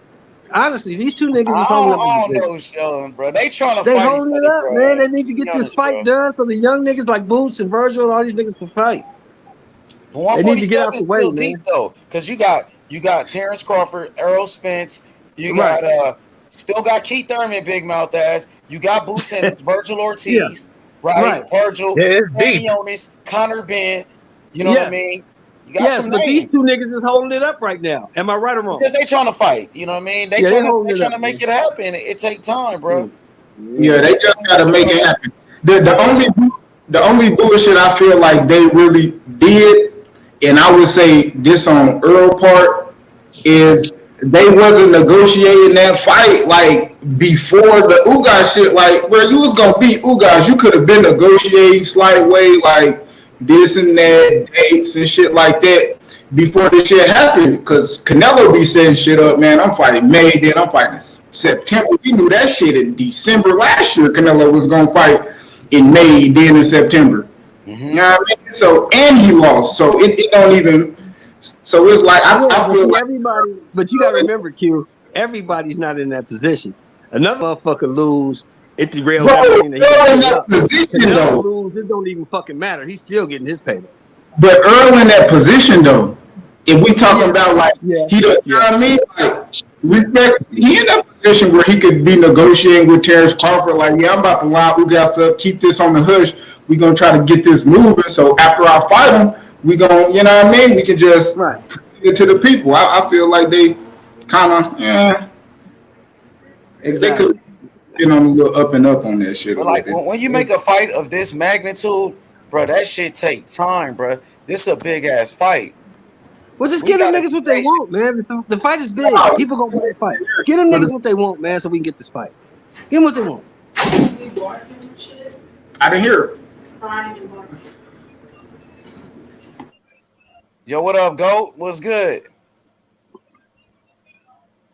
I don't know, Go, come off mute. Come off mute, GOAT. There we go. But when you make a fight of this magnitude, bro, that shit take time, bro. This is a big ass fight, and they trying, bro. I ain't gonna deny. Give them niggas what they want, man. Stop haggling over pennies. Give them niggas what they want. If Earl want 20, this nigga want 15. Give it to him. Give it to him. But I don't think Earl asking for 20. I think that dude Rick Glacier lied about that shit. He's a lying piece of shit. Man, fuck Rick Glacier. Yeah, he a liar, bro. He lied about that shit. Bill Haney came and was about to smack that motherfucker with his damn open palm. Hey, man, fuck them. Fuck both them. You know what? Fuck both the sides. Fuck both the businesses. That's who holding the shit up. Fuck them motherfuckers. Fuck PBC and fuck goddamn whoever Crawford working with, because they holding this fucking fight up. Yeah, we need to get this fight going, man. Fuck Rick Glacier too. We need to get this fucking fight going, bro. That's what we need to do, man. Because right now, my favorite division, honestly, if you want to be honest about it, my favorite division right now is 75. Because them motherfuckers fighting each other. Hey, Q, what kind of dog you got? Come off mute, Q. Let me look at that nigga. What is that? He a Great Dane? What is that nigga? Nah, that's a pit bull terrier. Oh, okay. That's original pit. Yeah. That's one of them joints Terence Bud Crawford got, huh? Nah, he got one of them old family reds, but he got some red in him, but what he got? He got some. I look at Sheldon, dog. Look at that nigga on the couch. Yeah, be right. Yeah, but that motherfucker here, he got some Chinaman in him. What else she say he got? Something else. He got some Chinaman, and I want to say Turtle Buster or some shit like that. Oh, you just got him? I just picked him up today from Houston. Dang. I just got back from Houston. I had to drive 3 hours there, 3 hours back, but I just got it. Oh, that's why there's no lab today, huh? Mm-hmm. That I had to do that. It did. My wife having a C-section tomorrow morning, so I'm bringing him to get him. Hey, we praying for you, bro. Congratulations, man. I'm praying for you, bro. I got twin girls on the way, bro. So I'm praying for you, bro. All right, hell yeah. Hey, my uncle got twin girls. Hell yeah, blessings to you, fam. Yeah, already. I'm praying for both of y'all, man. Yeah, man. Congratulations to both of you brothers. Grass go. I would hurt. We had a gender reveal. She goddamn, I had popped that smoke. The first one was a girl. I say, damn. I ain't goddamn. My homeboy say, goddamn, boy, you gotta have one. Goddamn, I popped that other motherfucker. Ping. I say, God damn. Nigga. Hey, that's what happened when you damn be growing up fucking with them girls. Sometimes they gotta give you two, goddamn. Them girls, they gonna be running you, goat. They gonna be running your ass. Hey, I'm trying to get them in the soccer box and all that. My girl like, hell no. Shit, I got 3 girls, nigga. This gonna be my 3rd girl. I know they gonna be athletic as fuck though, cause my first baby, she start walking at 7 months. My second baby start walking at 9 months. Yeah, I mean, all that shit, doing all that shit early. So yeah, man. Hey, y'all seen Terence Crawford's daughter? How fast she is, bro? Y'all seen that video when Terence Crawford his daughter was running? Yeah, that shit was crazy, bro. All these kids are great athletes, man. All these kids are great athletes. Yeah, his sons are wrestlers too. They top-notch wrestlers. Yeah, that nigga got they top rank wrestlers. Yeah, man. I don't know though. My girl, she have Dominican and she did soccer in college, so she want them to like go that soccer route bad. I'm like, man, but you know, it's all good. Yeah, it's all good. Hey, man, so they can make some money. That shit is taking off now. That shit is taking off now. Same. My nigga about to have 2 baby goats. Hey, that shit is taking off now in the U.S. They can make some money playing soccer, bro. Yeah, I know. That's the thing. Hey, I want my daughters. I want my daughters to play tennis, my nigga. Me, Serena Williams, big check, the richest female athlete. You know what I mean? I'm trying to get her on that, my nigga. Tennis, they get that racket. If you want to get your daughter in tennis, you better get you a second job, nigga. That shit is expensive. Bro, I mean, y'all niggas, Shelter, y'all niggas see me working. Well, y'all niggas be sleep, but H be saying it, bro. I go to work every day. I listen to them niggas every day, every morning. I'm on this motherfucker with H. I talk to you niggas from the little side gig I got. You talking about? Shit, I be at work and you be saying, hey, I call you on my lunch break, HL, nigga. I was at work, nigga, getting it in, nigga. I be in that bitch. I remember. Yeah, I be laughing and shit. They were like, how the fuck you keep calling? Tony's back. What up, Tony? Tony? What's good? I know you got some questions for the panel, bro. Good, Tony. Side note, we smoking on that Benavidez. Smoking on that Benavidez pack, my nigga, on me. Hey, them niggas, they are straight up cap artists. Like they even saying David Morrell is ducking. Did you hear the motherfucker say last night? Everybody ducking. This nigga said Mike Tyson was ducking him. This nigga said Did you hear last night? The nigga said. Did you hear the motherfucker last night say, I thought I won? I was like, dude, what are you talking about? Fuck that. Benavidez, David Benavidez. You know what it is? He's snorting the same cocaine as his brother. And his daddy. What you say, Q? Nah, fuck that. The biggest capper last night is David Benavidez hopping on that bitch saying, yeah, my brother gonna knock him out. Hey, nigga. What? Hell nah. And then what about after the fight? He said his brother won the fight. Nigga delusional than a motherfucker. He said his brother won the fight? Yes.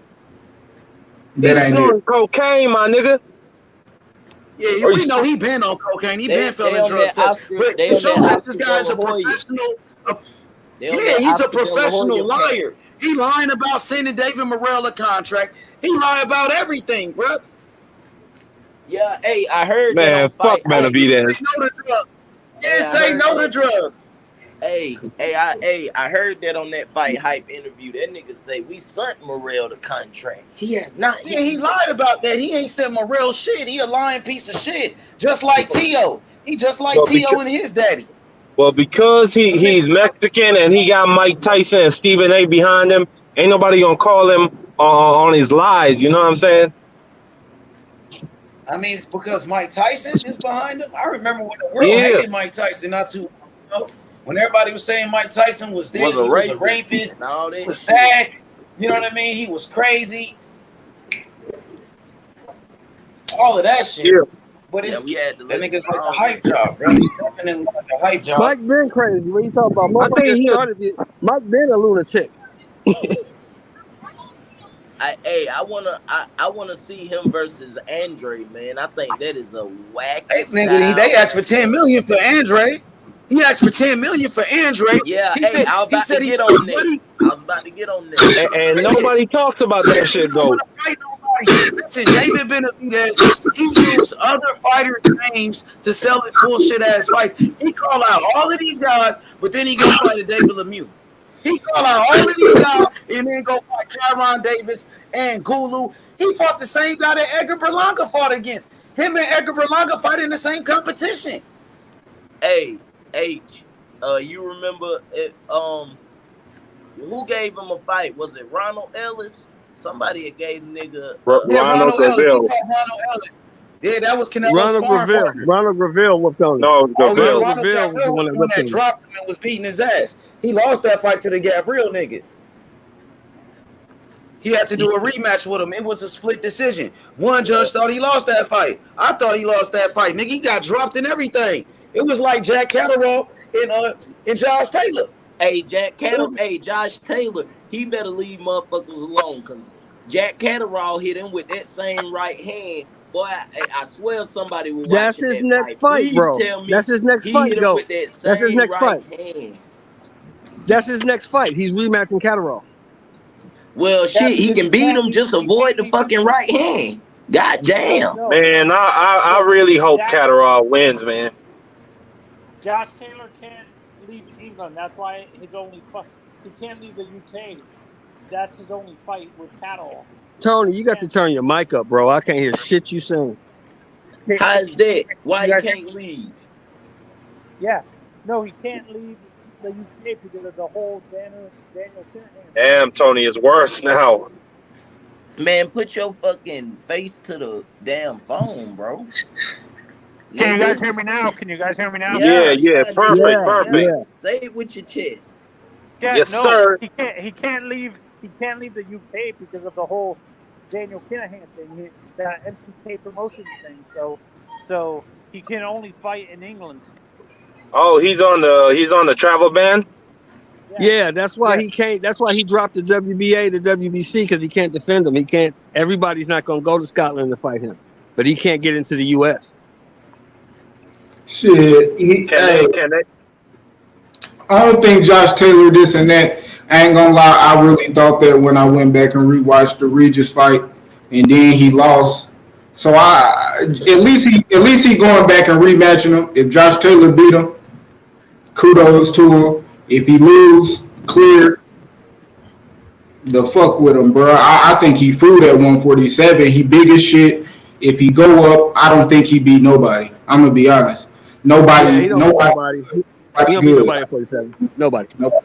I want to see the Conor Benn fight with him and Josh Taylor. KO. Conor Benn knock him out. I think so too. Yeah, I think that would be a huge fight. Josh Taylor said it's weird. Josh said this. Josh said he actually said that he could beat both. Quit lying, bro. You lying. I just looked that up. That nigga can leave the U.S., bro. That nigga can come to the U.S. That nigga ain't with that Daniel Kinahan shit.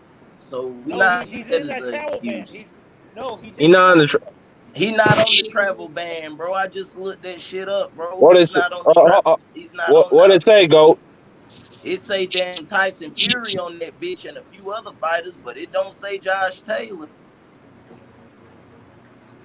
Who is your sources? You know I I'm a heard they fact had check over shit. 600 fighters from over there that got banned, or I don't see Josh not just Taylor. fighters. All I'm saying is I don't see Josh Taylor name on here.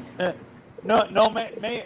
No, because they don't release all the names usually in the event. Man, why? So they gonna release But then Tyson Tony, Fury, how but would you know that Josh Taylor is on there if they don't release the names? No. Sometimes they keep certain names confidential and stuff like that. That's what I'm saying. If it's part of an investigation, they don't always have to release every name, Mark, and stuff like that. Name, bro. That's a big name, though. They put Tyson Fury on there. They would have put Josh Taylor, bro. I don't think he banned it, bro. Okay. I don't see it. His shit not on there. I'm looking at it. Nah, I can't find it either. So he can fight outside. So he can fight outside the UK. So that's not a problem for him. But Shit. I don't know what he could do. I mean, how much do that even matter? You know what I mean? To be honest, yeah, it doesn't matter at this point because he already dropped the fucking belts. you know what I want Josh Taylor to do? If he rematches Catterall, I want them to fight in England. I want them to fight in England. I don't know. Shit, yeah, man. He would play the perfect heel over there. How about Josh? You think he would ever fight Subriel Matias? Would Subriel go over to England and fight him? Who, Josh Taylor? Yeah. I can't hear you. What'd he say? No, none of them dudes want to fight Subriel Matias. None of them. He said if he think Josh Taylor would fight Subriel Matias. I don't think so. If he want to get knocked out, he will. I mean, but Matias is in the IBF, so that fight could be mandated. The only motherfuckers in that division that will fight Matias are Regis and Gary Antoine. I don't think anybody else wants to see none of. And Jeremiah Ponce. Yeah, that was a bullshit stoppage. Yeah, Ponce a fighter. I don't think he fights. I think that fight. No, I think that fight is next. I think that fight is a title eliminator. Who? Ponce and Matias? Yeah. I read an article. Yeah, that's a good fight. That's a good fight right there. Fight. Let me tell you something. I got Ponce. I got Ponce. I respect Matias. I'm rolling with Matias until I see somebody beat him.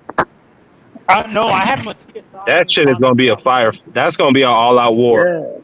Yeah. The styles match perfectly. They both throw like just a bunch of punches. Both coming forward. They both coming forward. And neither of them get tired. I thought usually fighters with the same style kind of cancel each other out and stuff like that. Normally in boxing. I mean, that's in MMA. I know that. I don't know about that for boxing. Nah, it depends on what we talking about. What style? Yeah. Yeah. Two boxers, they might cancel each other out. But two fucking sluggers, they coming straight forward. That's a fire fight. And whoever think usually win in that situation. Yeah. Whoever actually think instead of just And that's I'm not gonna lie. I think that might be the fight. That might be the best fight of the year. Easily, it's gonna be a war. People underestimate how well Subriel boxes too. Subriel can box too. It's just that he relies so much on his power. Matias is just a little crafty. You know what I mean? He just do little subtle shit on the inside.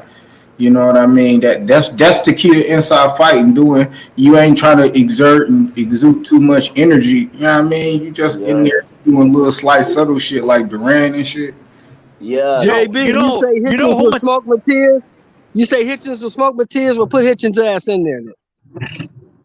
Go get him and put him in there. I think that would be a good fight. I like Richardson Hitchens. Besides Richardson, what other I like prospects him are too. I don't like him over Matias though. Besides Richardson, Hitchens. It's 50-50 to me. No, honestly, I think Subriel knocks him out. to be honest. I mean, he could, but you know, I think Richardson Hitchens is skilled. And Yo, where the historians at? Q, Sheldon, What's up? big bro, where y'all at? I gotta ask y'all a question, my nigga. yo, What I up, need some brother? What's going historian on? answers, not from. Hi, Rod, what's good? Hey, Method, Q, Sheldon, hey. If my nigga Crawford become 2-time undisputed, What you say? is he Violating better Austin than Floyd Freeze running Mayweather? your way. Is he better than Floyd Mayweather? And if he's not, what do Crawford have to do, in your opinion, to be better than Floyd? Or he will never be better than Floyd? I think me personally, I mean, if you wanted to, No. Be quiet, please. I'm asking niggas that's been around for 40 plus years. Please. Method ain't been around for no 40 plus years. Bro, Sheldon. you ain't been No, he around for talking about 40 me. years. He talking Sheldon, about me. He talking please. about me. He What talking you about think, me. OG? You talking about Cheryl? Say It would, nice. He's he talking would about the be. OGs. He would be in the conversation. 2 divisions, undisputed, undefeated. He would be in the conversation. He would have to be in the conversation. The thing that would get Floyd over is the record. He would have to, because if he wins this next fight, that makes him 40-0. But he is 2 divisions undisputed. So that, man, that's a hard. Better than Floyd. Ugh. But damn, he'll have way more accolades than Floyd. So Yeah, hey, he's in the conversation. He's definitely in the conversation, bro. he'll have to be male too. And then I don't know if he'll be even past. It'll just depend on the performance too. But 3-time undisputed. Yeah, if Wait, he was go to he 54, and beat Mel too, then yeah, he's better. Yeah. If he go from lightweight to 54 and become 3-time undisputed, yeah, you can't argue with that. Wait, I thought Crawford was Yeah, undisputed. Was he undisputed at 135? See, bro, you can't Undisputed at really 40. talk right there. yeah, that's why he said OGs. Yeah, that's why he Yeah, he said said OGs. OGs, bro. You can't. But hey, I give you my opinion, bro. If he become 3 Go ahead, times, go. if you go 3 times, and then you look at his skill set, you know, he's one of the that nigga is a elite lethal counterpuncher. That nigga is a elite counterpuncher. That nigga understands distance crazy. I think he, like Shakur said, I think he put Shakur on that shit really hard with it. Besides his grandpa Wally Moses, but 3-time undisputed, that nigga go beat, if he beat Earl, then he go beat Mel. Well, that's a conversation, Yeah, nigga. I don't know if I don't know. It's a conversation then. Yeah, it's some shit you can't ignore. You can't ignore the shit. yeah. He Hell has yeah. more power though. We ain't talking no money shit neither. Like, fuck all that money shit. We talking about fighting and what you done did in the ring. You know, Floyd still had an edge on the competition. But when we talking about what he done, like 3-time undisputed, if he could beat Mel and if he could beat Earl, shit, boy, them, It's a like, conversation. I'll say this. No, but that competition. I don't know because this is a fact, but this is a fact though. Fact. Earl, I mean, Bud to beat them two would have beat the top 2 in those weight divisions. So it don't even matter who he didn't fight. He beat the top. You know what I mean? Male undisputed, bro. He don't gotta fight nobody else if he beat Male to say yes.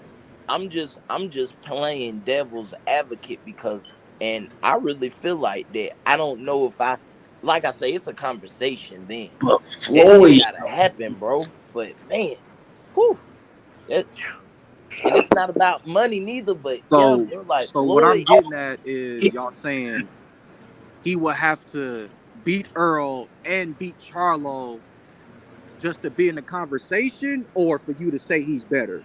It depends on the passion, because if we talking better, it's actually like if him fighting in the ring, not like the list of accolades. You know what I mean? Wait a minute, Q. If he beats Earl, he's in the conversation. Just like the GOAT said, though, if he beats Earl and Mel, there is no conversation. Hold up, Shelton. But it's like that J Dub just said, greater and better are two different things.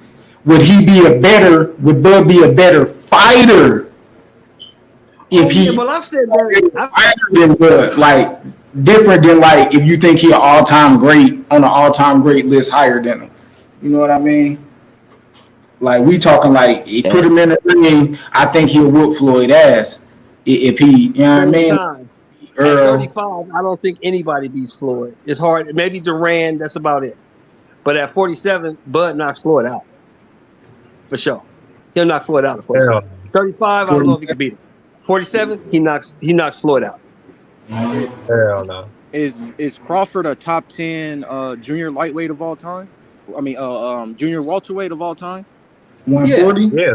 Top 10. Probably top 3. Yeah. Probably top 3. Yeah. Him, Aaron Pryor, and Antonio Severantes. Okay, hold on. Now, I just want y'all to justify that. I know he went undisputed at 140, but other than that, justify how we top 3 at 140. Who else has been undisputed at 40? Oh, I thought he Khan said top hasn't been. 10. Danny hasn't been. What's his name? Eric Morales hasn't been. None of those dudes. Devin Haney wasn't undisputed. And not only that, Shelton, the way he did it, the way how he beat everybody up, like that can't be discounted. Yeah, nobody did that. He be only person that's comparable to Terence Crawford at 140 is an Aaron Pryor. That's the conversation you gotta have.